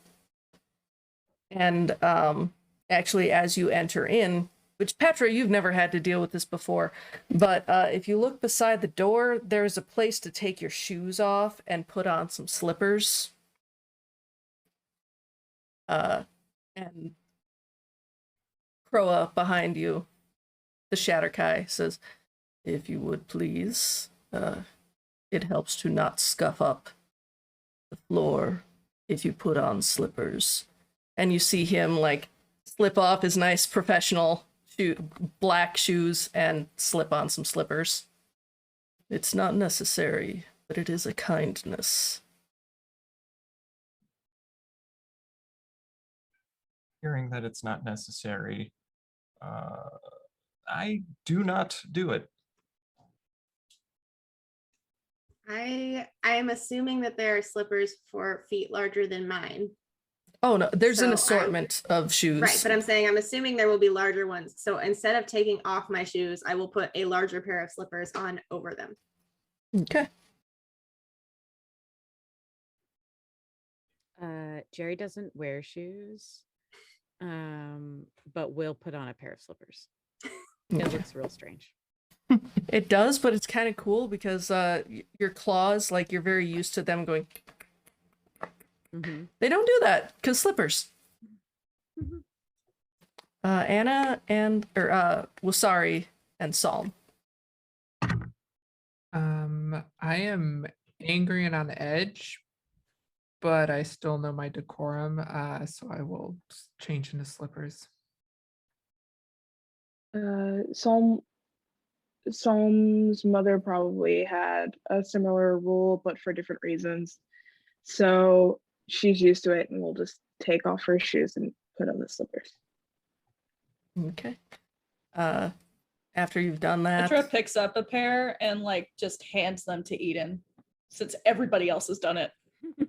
She's not gonna say anything. She's gonna like just put them in Eden's arms and continue ahead. I stick them on the nearest hallway table after you slither away. those of you who did like put slippers on over your bare feet, like you notice that the stone is warm. Like it's a nice warming on your feet. Fun fact, this is marble and there is geothermal heat underneath it. So it feels like you're walking on like Silk. Yeah, silk. That's Warm it. silk. Warm silk. So fancy. It's the coolest thing, like ever since I learned about it. Anyway, Sickens me. you're walked through, and in the center of the solarium, you meet Dr. Avernius. Petra, my dear, is that your rattle I hear? Yes, it is, darling. Oh, you see, this Asmar just lounging in a Shea lounge chair, in a lab coat and some various goggles and a top hat on. And they just lean back and they roll gently out of the chair onto their feet, and they walk over to you, Petra, giving you the kiss on each of your cheeks. Oh, as beautiful as the night is long. Did you find them? I did. I have all of them. I also brought you something extra special. And she gestures towards Psalm with the box. Go ahead and open it for me, please. If you would be so kind. Psalm's grip on the box tightens, and she doesn't know if Petra is coming over to open the box or not. She will not. Yet. Before we open this special gift, can we ask what you want with it? Why is this so special to you? I'm sorry. Petra giggles. Who is this person that is carrying the box? This is Psalm. Excellent. Wonderful. Sweet, beautiful Psalm. I guess I'm going to be a little succinct in what I'm trying to describe here as that box you're carrying. And my desire for it is because it's my box. And what's inside that box is my property. And when it disappeared, my heart was shattered. And so I would like to have it back. Well, that's not true. Sylphine bought it. We watched it happen. Mm-hmm. And I was going to take it. Well, that also, but more importantly, money exchanged hands, so it's hers. What? Now, this is Kestrel and this is Iden. She points them out as they speak. Kestrel, Iden, Psalm. And then we have Wasari over there, the brooding one, who's been pouting this whole time. Wasari, yes. And then the mysterious one in the shadows over there is Jerri. Jerri. Okay. Jerri, is there a reason why you're standing so far back? Oh, it's just more comfortable this way. Please, I prefer you to be comfortable front and center. In front of everyone else. No, thanks. I'm good. Thanks. Yeah. Not I'll everybody is just do it here. comfortable in situations like that. I'm I'm the one with the box. You summoned us here. Why? Well, I'm kind of curious as to what you want with my box. More so my masterpiece, my work of art that happened to have been absconded with during one of my auctions. You were auctioning it off? Indeed I was, little Kestrel. Indeed I was. First of all, don't call me little ever again. Second of all, if you were auctioning it off, then why do you care if it got bought?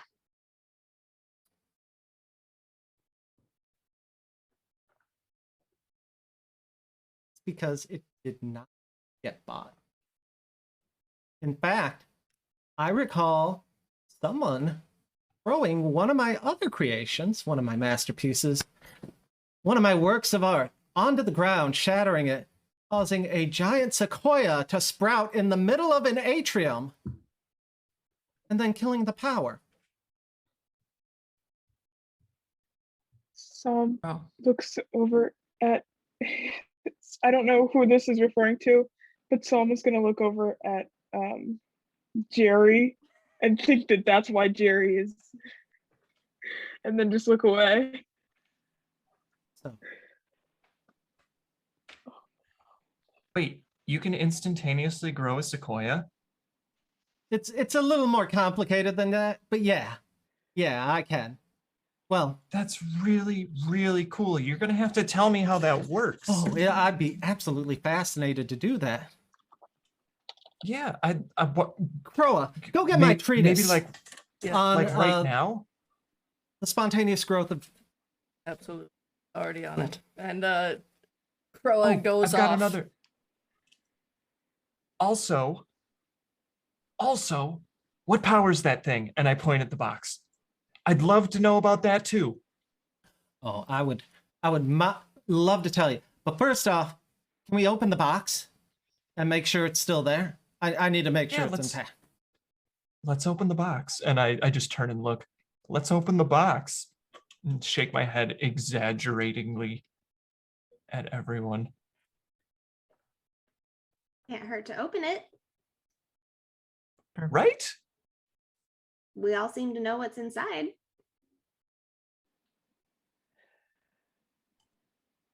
We're sure we're doing this. I mean, we don't have to take it out. We're just gonna open it. Mm-hmm. And I very carefully look at Eden. Just gonna open it. Okay. Yes, we're let's- just gonna open it. Let's just open it. Psalm is very confused and goes to the like whatever latch system there is, and I think Psalm's gonna look at we're sorry real quick and just like and then undo it and try to open it. The box pops open. As it did before, it looks exactly the same. It's got straw padding around it. It is indeed the weapon that y'all have been carrying for a couple of days.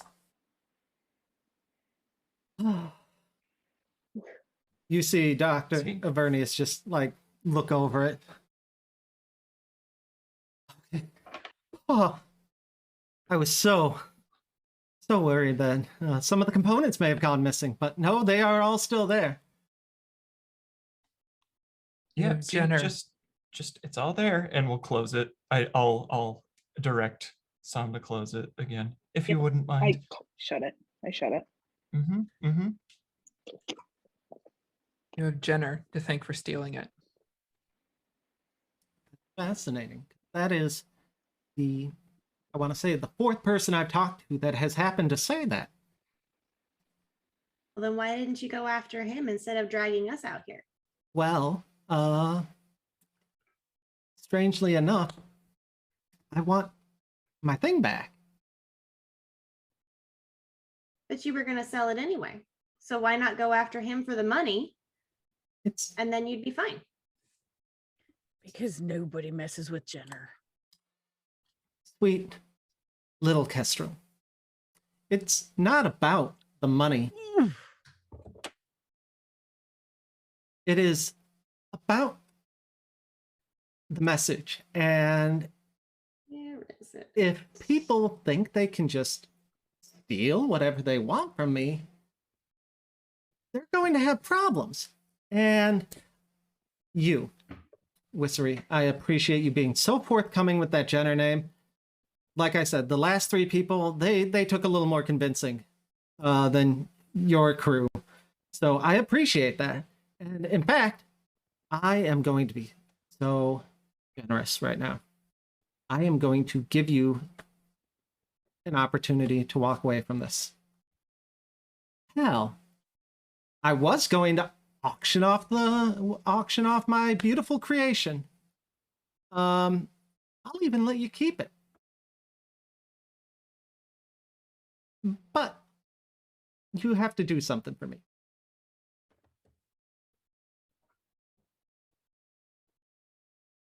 We're in the middle of something. See, always so busy. Petra, do you Yes, think doll. do you think they have time to stick around and help? Well, I'll be honest, I didn't necessarily give them a choice in coming with me immediately. And I appreciate that. That's what I love about you. You get things done. While they're going back and forth right now, I'm thinking I will be like slowly inching backwards and to the side slightly, especially after hearing him say little Kestrel again. When that happened, Yeah. Kestrel reached into her pocket and just pulled out an orb and is now just kind of like fidgeting with it. Nothing else, just that. Also, just a heads up, Eden, as you start to inch away, you actually like bump into a wall.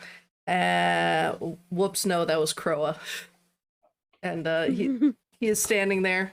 He has a briefcase that you assume probably has papers in it, as well as some rolled up papers and a teeny tiny diorama of an orb that has a single seed in the middle of it, and like it's got little calculations drawn all over with arrows. I'll turn and look at him. Oh, you're back fast.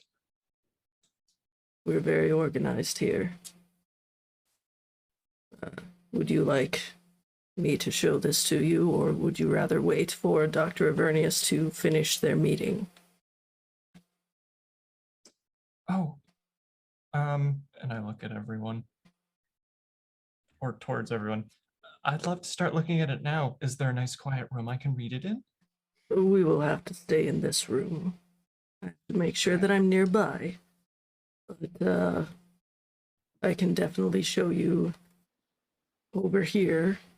And you notice that over there is a smaller table that the two of you can sit at and look over the diagrams. Great.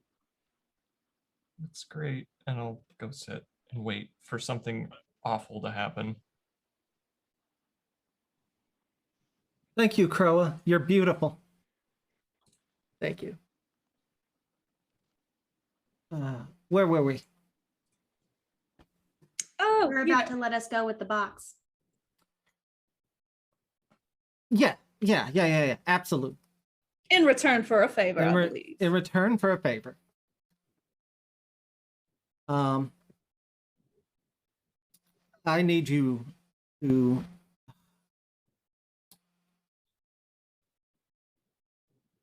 kill this Jenner person for me.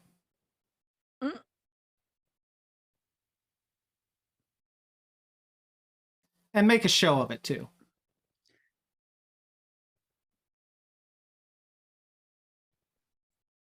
And you can keep. I'm sorry. You can keep the box. Go ahead.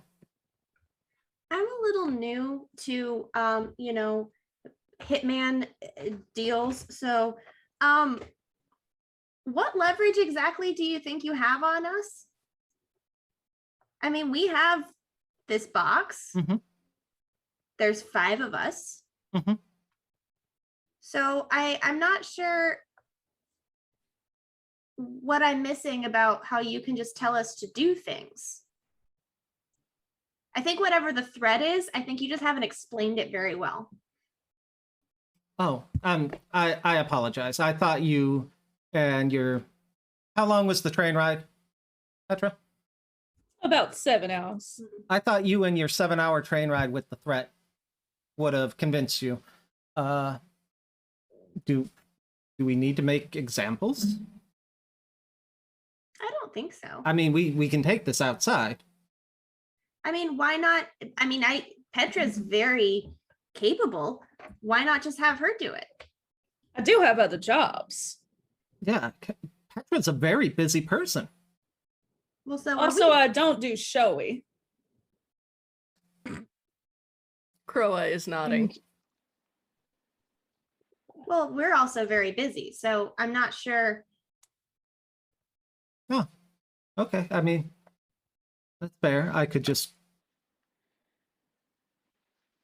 So Petra, if we don't agree to do this, you're going to kill us all. Is that what's going on here? And I completely turn away from Dr. Asmodeus or whatever the hell his name is, Avernius, and look straight at Petra. If that's part of my job, yes. I'd rather it not be. I don't like messes. Well, neither do we. Yeah. We just killed you in Bristol. We're trying to recover my friend, and our time is very limited, and we've already wasted 7 hours coming here to talk with you. We don't have time to go after Jenner. We don't have any interest in your war with the underworld. You're in this town. Ain't nobody mess with me. Not once, not ever. And as tough as I may seem, there's reasons that I stay here.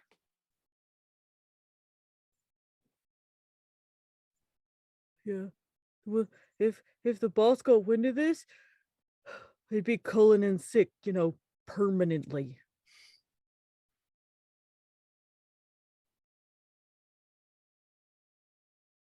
So I think what we're communicating here is that we don't see the value in killing someone with such great power for one box. Just to keep this box. We've got plenty of other strings that we can pull on, plenty of other things that are pulling on us. Oh, Hey, I the see. boss can't be killed. I don't think they know what they have. Also, the boss can't be killed. Plenty of people have tried. I've seen it, but nope. Indestructible, that one is. Croa holds up one of the diagrams he had brought, and I did bring you the diagram if you would like, Doctor. And just kind of tosses it over to Petra.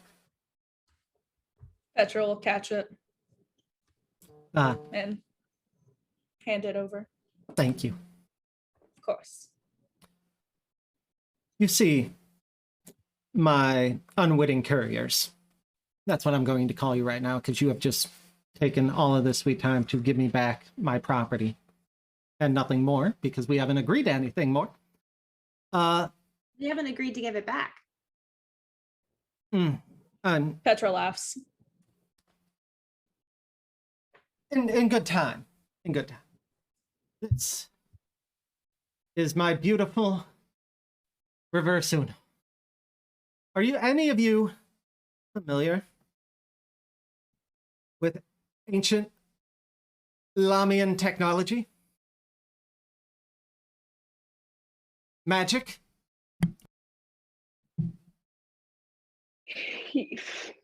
Magic.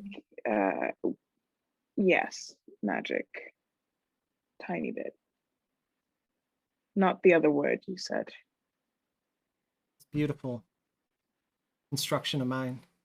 It's powered by a very rare item known as a sunblade.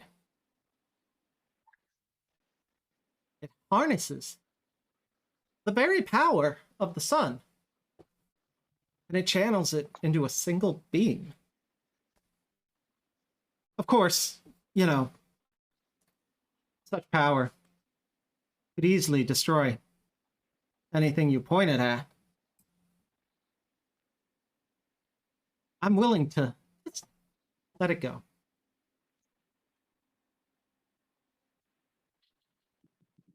Consider it bygones be bygones. And I think all I'm asking for is a really small thing in the grand scheme of things.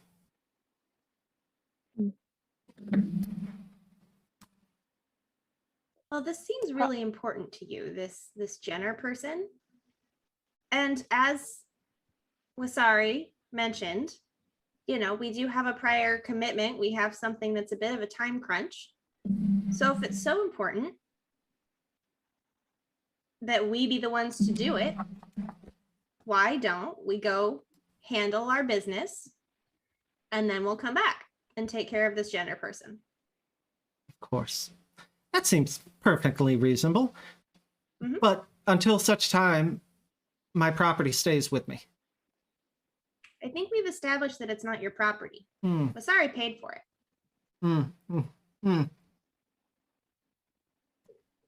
Caitlin, or no, Kestrel, the moment that you say that, if you would please roll a d20.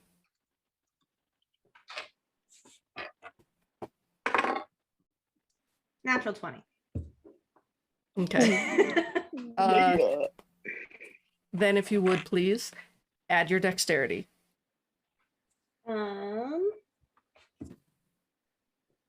That's on a different screen. Check or save? Save. No, check. Okay, It's a then check. 25. Okay. Okay, dex check is 23, save is 25. Okay. 25 still.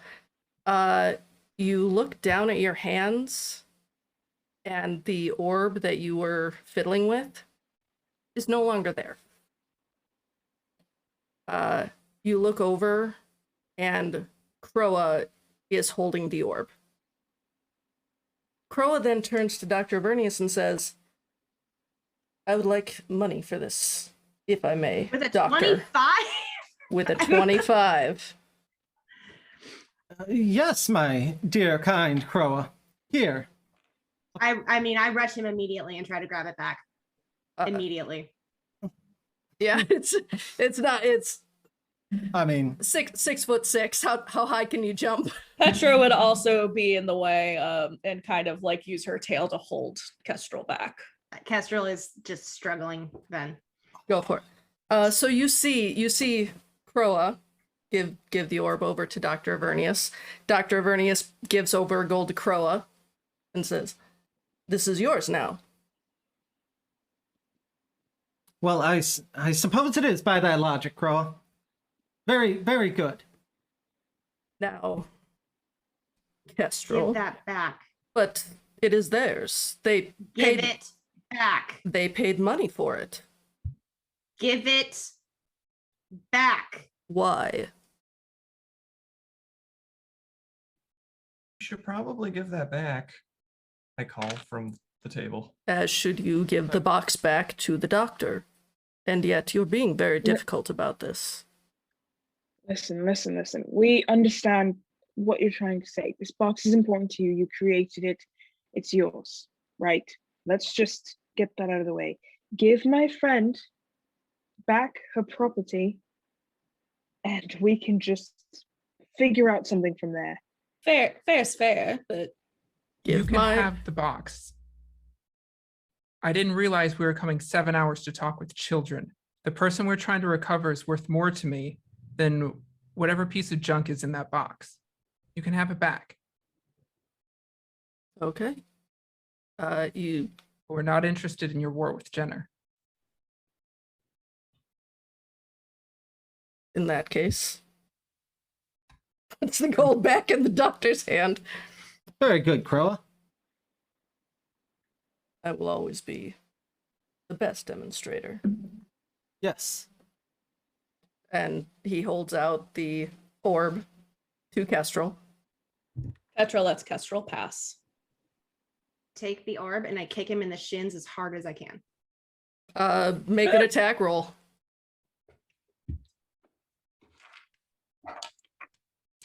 That's a D12. Preferably with a 20. Yeah. I mean, you can Preferably what? preferably with a 20. I mean, you can do a 12, but you're not going to hit no matter how high you get then.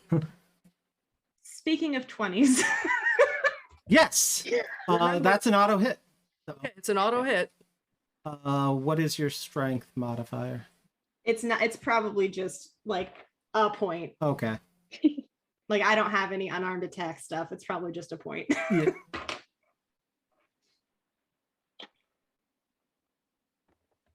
I heard it too. Okay. It's more for the emphasis than anything else. Jerri would lean over to Kestrel. You know, I could teach you how to do that better if you'd like. I may take you up on that. Okay. Did you ever get like, so if it's an auto hit, how many points was it? I apologize. I don't have any unarmed stuff, so it's 1 point of damage. Oh, okay. Yeah. Croa doesn't even react. It's like, Yeah.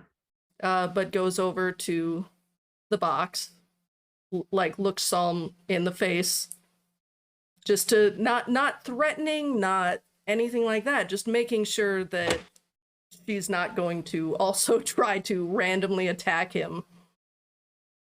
Wasn't random, it was earned. I look him in the eyes and I say, give us 24 hours. You can take this box back. If we don't return for the box, then it's yours. Keep it. But if this is worth something to us and we decide that it's worth working with you as low as you've treated us so far, then we will return. I'm not sure why you're telling me this, but so long as we have our Oh. box, or their box, I apologize, Doctor. Psalm, is it? I think that is absolutely delightful. I am going to do more than give you 24 hours. I'll give you as long as you need, because I know if you really want the box, you'll be back. And if I happen to find people between now and then that are willing to take care of this Jenner person, then you'll just have missed your opportunity. That sounds fine with me. Seems like Some that opportunities. Oh yeah, go ahead. Sorry, I thought you were done. Yeah, you're good. Seems like that concludes our business then. Sounds wonderful. Did you want to tell Eden anything else about the sequoia? Yes, would you like to go over my notes with me?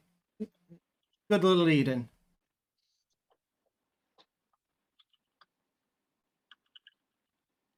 I'm muted. I think I've lost my interest. And I'll push the papers away. Oh, shucks. And here I was. Thought I had a true foliage fanatic, such as myself. You call yourself a foliage fanatic? Of course, do you know how many seeds I've taken from distant lands? I clearly don't. I'm sure it's a lot. Oh. Yes, I tend to lose count at this point. The only ones I truly Wow. savor are the ones I had to work hard for. I'm sure. You seem like someone who's got to scrounge for what you want. Absolutely. You got to, otherwise they'll take advantage of you. Isn't that right, Oh, Jerri? yeah.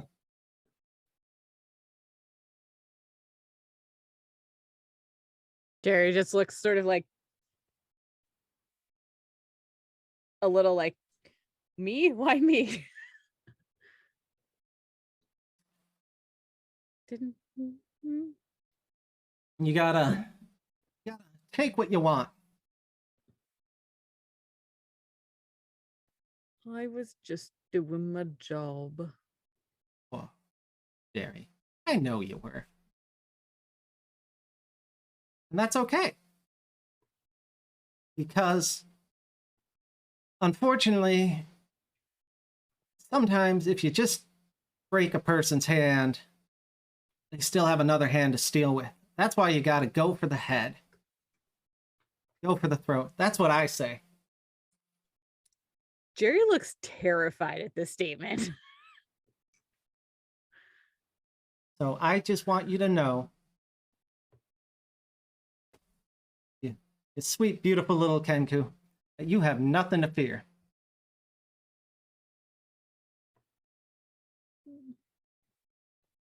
You don't have anything to fear, do you?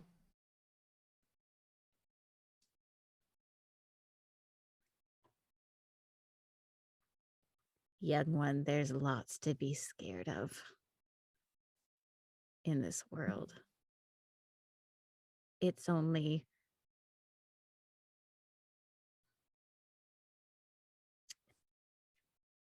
those who lack wit who have no fear.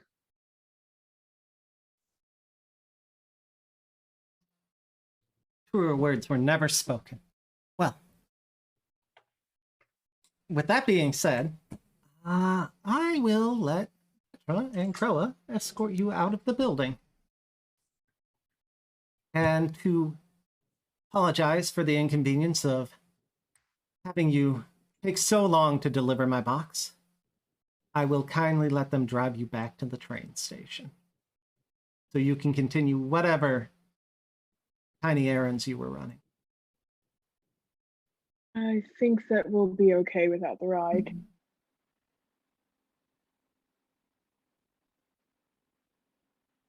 I agree. Groa stands and, makes the motion for you to all start walking the general direction that the door is. I mean, it is a nice car. I rather like that. I think it's okay if we walk, Jerry. We don't want to any more favors to have to pay back in the end. Any more bickering to listen to? Okay. There's a lot of weird people out here. But okay. Jerri, would it make you feel more protected if we were in the car?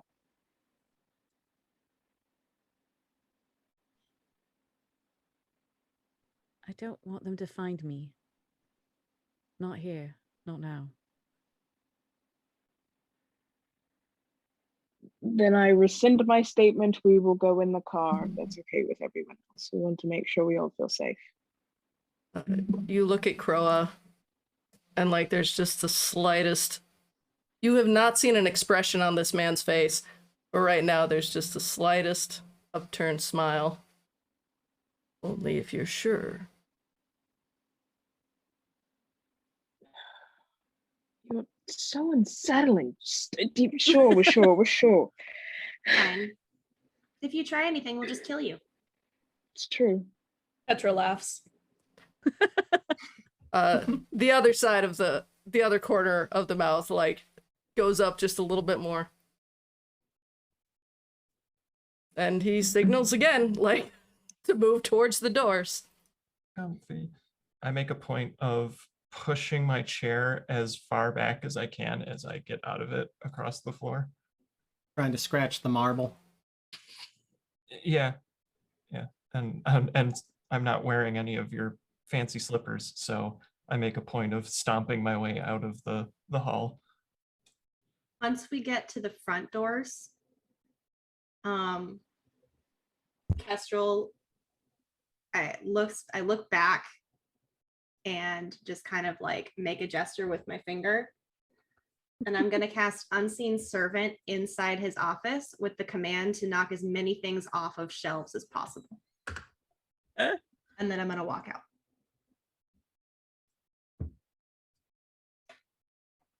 Okay. You just hear the clattering of some jars, and It only lasts for about 20 seconds. Okay. Once I get more than 60 feet away, it stops. okay. One of the jars you notice, though, or you hear, and then you feel a rumbling in the floorboards of the mansion, and the walls begin to buckle from that office as you see a massive tree begin to sprout out of the ground. My plants! Jerri starts cackling. Are you My okay, God! Kestrel? What a real foliage fanatic. That's so unfortunate. There must have just been an earthquake or something. Quite unfortunate. Like a real small, really targeted one. Are you okay, Croa- Kestrel? I was gonna say Crow is walking behind you and just kind of looks at you and says, I'm so glad that you don't have to deal with children, as Wasari said. That would be awful. And You're right, continues it to would. smile. That would be awful. Fortunately, we don't. And then I look at Wasari and say, yeah, I feel much better now.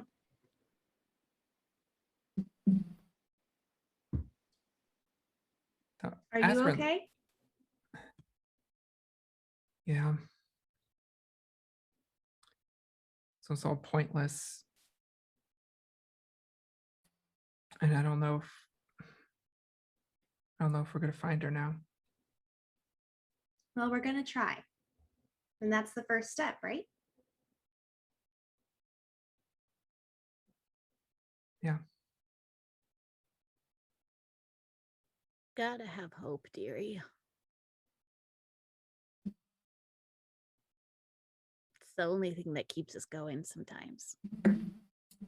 Hope has been beaten out of me over the last year, but I'll try. Well, we'll just have to put it back in. You know what else helps? I do not want to hear from you.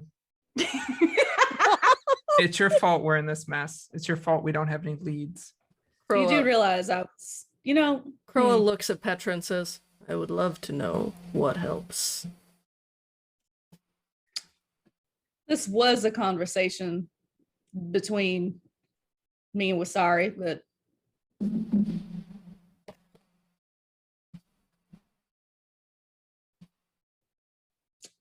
I suppose I will simply take my payment and go. And she will head back into the solarium. If you ever decide to not work for assholes, I think we could be friends someday. Just, think about that and who you're working for. Well, he is not my only employer. Well, good. Then He is drop one him of and many. Go work for the ones that aren't dicks. It does all come down to rent, dear. It's understandable. Can't always choose who we work for. I get it.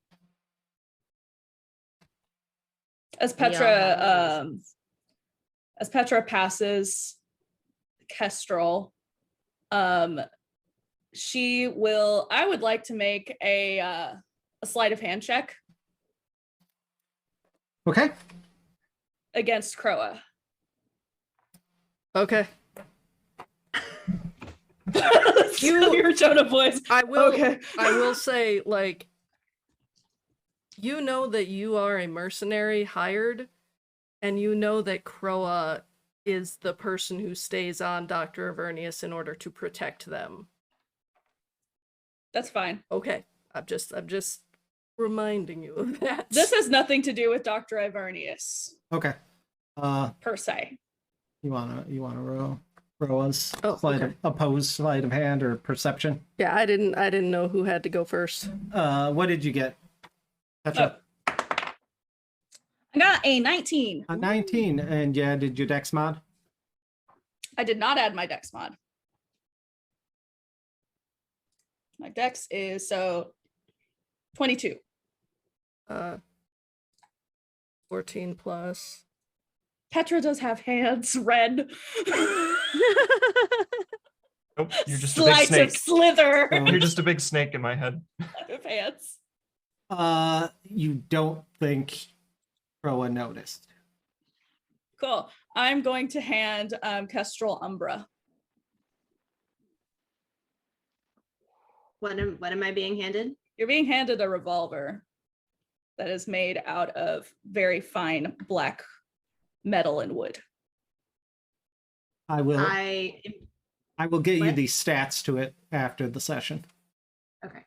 What I was trying to say to your friend Wasari is that firepower helps too. I slip it into my bag before anyone notices. I mean, I don't care if the rest of the party knows before Croa would notice. Croa. And just kind of nod. And as Petra goes to walk, Kestrel kind of winks at her. Petra returns to the solarium to get her money. Okay. Croa continues to escort you out. Unlocks the deadbolt, opens the door behind, and says, "You're always welcome on the estate." And shows you out. The driver's still out there waiting, has the stretch limo, even though you have a little less stretch in your party right now. On the drive back, I want to scribble out a quick letter in my journal and tear it out, fold it up, and seal it. But I'm not going to do anything with it till we get to the train station. Okay. Once we get in the car, is the divider up between us and the driver? There are no divide. Like it's a stretch limousine, but it's still very, very early. There's no divider. You just have a driver there. Okay. Like there's just seats. A lengthy interior. Then I'm gonna turn so that my back is to the driver. And just in my lap, I'm going to put Umbra, just so my body is kind of blocking the vision of it, and just say, "Look what I got." Whoa. Is it shiny? It's extremely shiny. It's very well made and very well taken care of. Psalm is Jerry's gonna kind of reach out to try and touch it. Just like, "Ooh." yeah, Psalm was obsessed immediately. Like, she's got a white, her revolver is white and like this like ivory situation, ivory wooden gold situation. And she sees this thing is like, whoa. I don't really use these. So if someone else wants to, and I kind of like She look raises over her. at Psalm.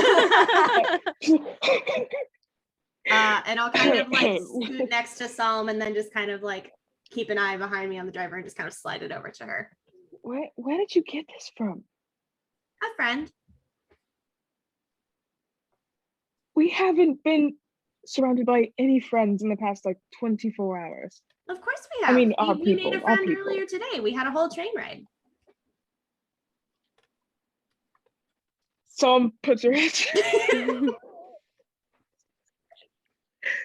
Oh gosh, we should establish some like team signals or something so that we can. I feel like I'm on a different page, and I just don't know what's going on. I don't know if leaving the box was the right decision.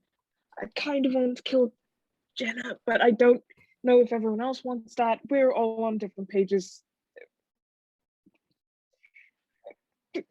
This gun is so cool, and she'll grab it. I could just start like looking at it, at the specs of it, and like trying to clean it. Oh my god.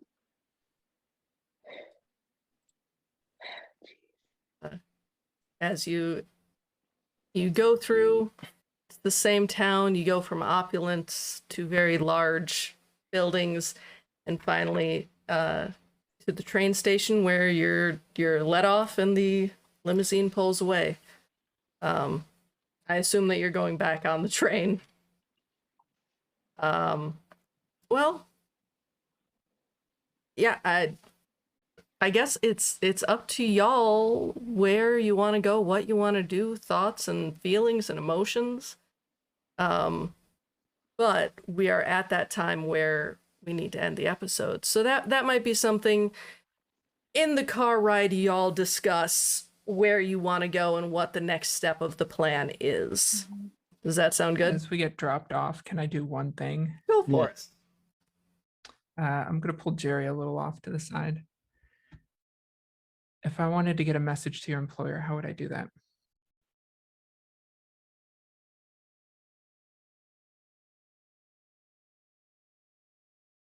Jenner's got lots of ears around this town. Lots of little birdies, if you know what I mean. I'll You just just hold gotta up know the- where to look. I'll hold up the sealed letter.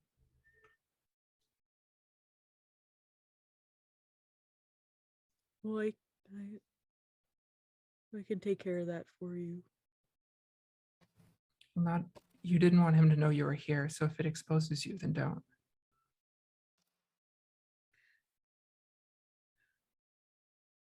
I might know somebody who can get this.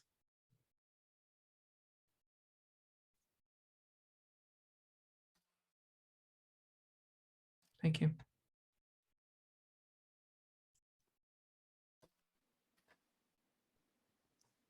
So I'm gonna assume that Jerri, you're gonna find just someone that you know in the area. Yeah, we can talk. I mean, yes. Yeah, we can side story that real quickly while Yes, you exactly. are all waiting for the next train, because I don't think the trains operate at night. Oh, that's true too. I didn't even So think you're of that. stuck in the station all night, just sleeping there with a bunch of other people, Mm-hmm. while Jerri goes on her little side quest. Yeah, I would imagine that Jerri like knows like one of Jenner's like, you know, many little contacts around. Yeah, or you would be able to find one. Or like would know one of the drop off places to get messages to them without necessarily exposing where she is necessarily. Yeah, and we can work that out in between Perfect. sessions, as Yeah, long. sounds great. Also, what you're all planning now in between sessions. Yeah. Good game. Yeah. So we are going to go around, and everyone please tell us where we can find you and what things you're doing. And I didn't realize until just now that I don't have a text thing for Seth because I'm bad at it. But let's start off with Psalm, and we'll just go like down the row. So Psalm, Anna, Kestrel, Lady Dame, Petra, Wren. We'll do it that way. Absolutely. Perfect. Okay, so yeah, my name is Lexi. You can find me on Twitch and on Twitter at Black Girl Mage. I am a D&D enthusiast, tabletop RPG enthusiast, all of the above enthusiasts. I put silly opinions about D&D and role-playing and stuff on Twitter, so follow me over there. I'm starting to stream Magic the Gathering soon. And hopefully some D&D shenanigans are on the way this month, possibly. So yeah, just follow me on Twitter. Keep your eyes on that. Trying to think if there's anything else. Yeah, no, I think I have Crab Cab Truckers, motherfucking Crab Cab Truckers. I think I have that RPG next weekend. 2 weekends from now, I'll figure it out. It'll be on Twitter. So yeah, just check me out over there. And your favorite part of the game today? My favorite part of the game today, absolutely, hands down, was Dr. Avernius. All of the lavishness and the wine drinking. Oh my gosh, it was so great. Next up, Wasari. Yes. So I'm Anna, aka Archival Dust Bunny, most places on the internet, queer and trans advocate, museum worker, and TTRPG streamer. If any of that sounds interesting, you find me on Twitter at Archival Dust Bun. On the alternating Sundays when I'm not here, you can find me on Guild of the Phoenix at 8 p.m. Eastern playing Cyberpunk Red. Monday nights, you can find me on Weed the Tale at 8:30 p.m. Eastern playing Alien Paradisio Lost. And Tuesdays at 8 p.m. Eastern on Black Feather Guild, you can find me playing Dragon Age. And then Wednesdays over on Valdrin's channel at 8 p.m. Eastern, you can find me playing a Animorphs themed Blades in the Dark campaign. If podcasts are more your thing, you can find me in Response Team Omnicron, which premieres in like 2 weeks. It's a Lancer actual play podcast playing through the No Room for a Wallflower adventure path. And then just announced upcoming Heroes of New Halcyon, which is a City of Mist actual play looking at some older traumatized superheroes who are coming back home to figure out what their old city is now like. Should be very interesting. So best place to find where and when I'm streaming is on Twitter. Favorite part of the episode, are you an alien? I think.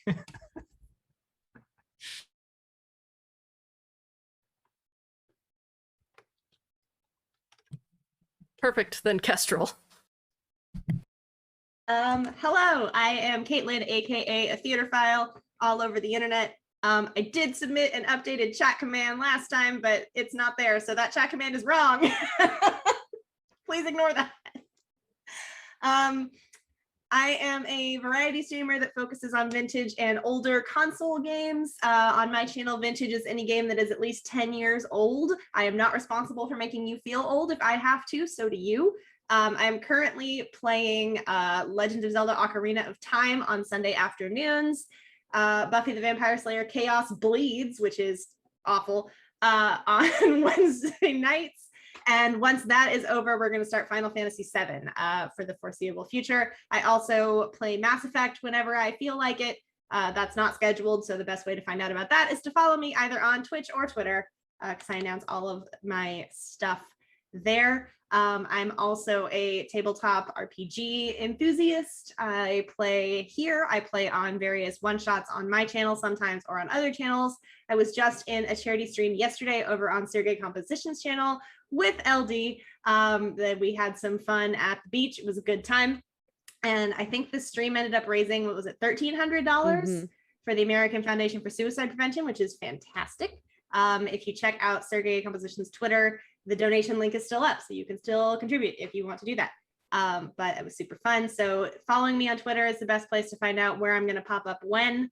As a note, there is not a Sunday afternoon stream today like there normally would be, because I have to go watch the Tony Awards, because I am first and foremost a theater bitch always. That is me. My favorite moment of this episode was just all of Petra, just Petra in general, just all of it.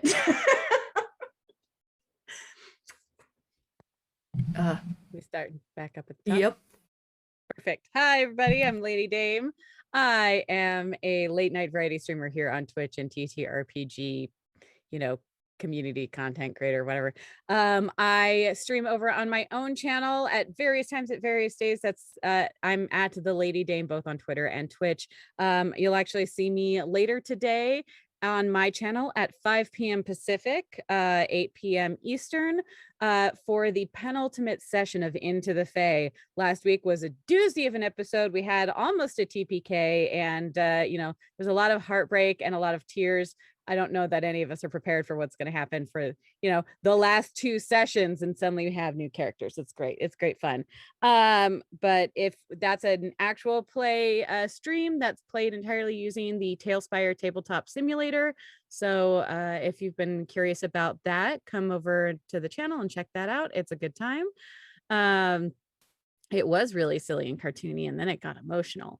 I also stream on my own channel late nights. Oh, it looks like my Twitter link has an extra E in it. But other than that, what was I going to say? I stream Monday nights at midnight for Midnight Mass Effect. We're playing through the Legendary Edition on that. Tuesdays and Fridays. Sort of my schedule has been changing a lot in regards to that, but I play chill indie games. I am also the host of Smutty Saturday. So every Saturday night over on my channel, I am joined by several guests at 9 p.m. Pacific, where we read fan fiction, Chuck Tingle of varying qualities. I think that's all I've got. Oh, and if you do like podcasts, I am in a podcast called Of Black Glass that's produced by Off the Table. I think we have like 9 episodes out. The editing has been on a bit of a hiatus, so I'm not 100% sure when that's coming back, but there's only 9 episodes out right now. And so, if you like stories about fighting the patriarchy and that also happen to be super gay, I highly recommend it. I love that series, and I'm excited for it to hopefully start getting more episodes out. But that's me. So if you want to know what I'm doing or where I'm at, just follow me on Twitter. I tweet a lot about what I'm working on. And I think that's it that I've got coming up. Oh, actually, I should say, if you go to my Twitter, if you like reading smut or terrible fan fiction, this is important because I am closing the forms soon, like in the next couple of days. I am for Halloween this year, I will be doing a dramatic reading of the important piece of fan fiction known as My Immortal. I am doing a full dramatic reading. If you are interested in participating in that, you can DM me on Twitter or Twitch or Discord or whatever. I have forms that you can fill out. It's going to take place over 2 nights. You don't have to do both nights, but feel free to sign up because I'll be casting that. It's going to be a time. So if you're interested in reading really the worst fan fiction known to man, please, by all means, let me know if you're interested. All right. Okay. That's it. That was important. First of all, worst or best? And also it's both. Favorite part. Oh gosh, favorite part. Bringing Avernius back and okay, wasn't expecting to see them back, and that's fine. Jerri's whole panic at having to deal with the person that she absolutely straight up stole from. Always, it's fine. That was fine. Just a lot of panic the whole half of the session. It was great. Loved that for me. Perfect. Thank you. Seth. Hi, I'm Seth. I am a ostensibly variety streamer. I am getting used to the fact that I have a normal schedule now, and I'm working out when exactly I'm going to be streaming. You can find me on Kill X Jill on both Twitter and Twitch. I'm active there. I do the occasional TTRPG actual play. I do the occasional video game. I do the occasional art stream. At the very least, you can bet that the consistent factor in all of those is going to be the fact that my cats will show up to ruin something at some point in those anything that I do ever. At the moment, I don't have confirmed things that I could talk about that I'm doing. I am going to be participating in Thankmas this year like I did last year, so I will be announcing more about that as the time gets closer. It's a giant charity stream they do every year. I'm super excited for this year to see it coming back, so it's going to be it's going to be great to be involved in that again. Otherwise, I basically just work in tech/gaming, and that's what I do. I just do what I want when I want. So if you want to be along for the ride, then give me a follow. Twitch, Twitter. Favorite part was the fact that I at least got to use my chain gun once. Second favorite part is the fact that since I didn't get to use Umbra, really, I wanted to at least give it to somebody who would like make good use of it because I love those fucking weapons. It was absolutely amazing to do this. It was amazing to do this for a D&D game for once. I love all of you very much, and thank you for having me. We're thankful to have had you. You are a wonderful first guest person, and I'm very thankful. And finally, last but not least, Iden. Sure, you get me when I start yawning. Jeez. Hi, I'm Wren. I'm stretching. Oh, gosh. And I played Iden today. When I'm not here every other Sunday, I am able to be found elsewhere on the internet, Twitter and Twitch, at Thorny Dryad. That's like a prickly bush.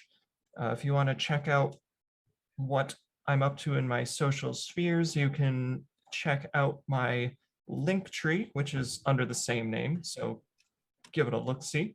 And of course, I'm an amateur podcaster as well. I'm the voice of a character called 8 in the first ever Genesis actual play role-playing game podcast, Roads Uncharted. We have ended our second season, but we're about to release some terrific special content coming up here. So if you haven't been listening, what the hell are you waiting for? It is GM'd by the lovely GM Dex and features the wonderful voice talents of not only myself, but the penultimate, sensational, irreplaceable, often imitated, never duplicated, the Kappa Chris. But yeah, so I don't know. I feel like I should have more stuff to say, but no, I don't. So whatever.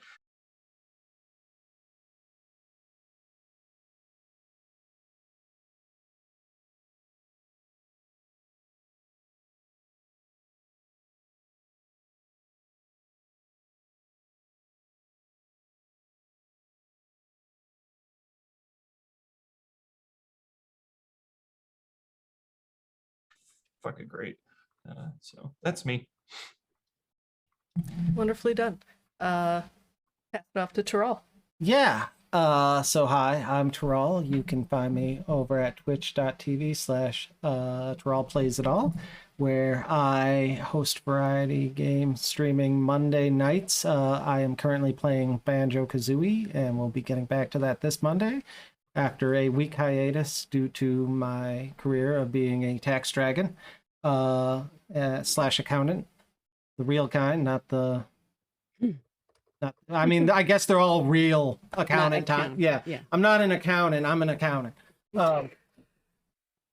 Also, You're not a TikTok account. I'm not a TikTok. Thank you. That's the perfect way to put it. I can only dream. You can also find me over at Gonah's channel. We are doing Deltarune Chapter 2 with intermittently with Pistachio, another streamer. And then on Fridays we do Fretful Fridays, where we play horror games. I believe the computer's up and running, we're probably jumping back into Spooky Hollow. If not, we're probably going to Resident Evil 1 HD Remastered Collection remake for the Xbox One. I'm sure I threw in too many titles for that at this point, but close enough. And then other than that, you can find me DMing here. And I think at some point I'm going to get my DMs Guild stuff up and scrubbed of my real name so we can just get it on here and start posting everything there. Favorite part? My favorite part of the evening was when they worked really hard to get a witness and were about to question the guy that surrendered, and Petra just had to test out one of her toys and obliterated the guy. It could not have gone more perfectly. Wonderful. I'll kick it over to Go. Oh, okay. Hi, I'm Gonah. This is my channel, and I play League of Legends, random role-playing games, and scary games over with Teral on Fridays. Let's see. That's all of the things. I've got my socials on. So you can follow me in all of these places. I tend to do like daily posts on Twitter and TikTok. If you want to send me moths and mushrooms and, you know, my boyfriend Mothman, like, please do. That's all of my content now. But oh man, this was an amazing episode. But probably my favorite part of this episode is like, so we made Dr. Avernius like way back in the beginning. We needed to have someone who made this weapon. And so like for the past month plus, we have been discussing what Dr. Avernius is like, and Teral had this very specific idea in his head of like how let's put it this way. One time I was like, I don't think Dr. Avernius likes fish. And they were like, well... And so to finally be able to see you like play this character that you had such ideas for, I loved it. I loved it. But yeah, that's about it. I would like to say one thing really quickly. No tech issues. Hey! Stream didn't drop once. I don't know if it was because Discord was off or if other things that I fixed, but we did it. We got through. So let's who can we raid? Our next Kappa's episode live right now. Huh? I was gonna Kappa's say live right Kappa. Kappa is streaming. Oh, heck yeah. Kappa streaming? The heck Kappa yeah. Chris? No, the other Oh. one. I'm Kappa Oh, Chris okay, fame? that one. Gotcha. Okay. I What don't am I know doing? what Scarlet Nexus is, but apparently that's what they're streaming. It looks Is like game. Genshin Impact. Yeah. So we are going to It's raid Interesting RPG game. Kappa Chris. Please make sure to go give him love and hype. Did that do it? Yeah, it did it. Okay. Love and Kappa hype Chris. and all the wonderful things. And we will see you in 2 weeks on October 10th. Bye. Bye.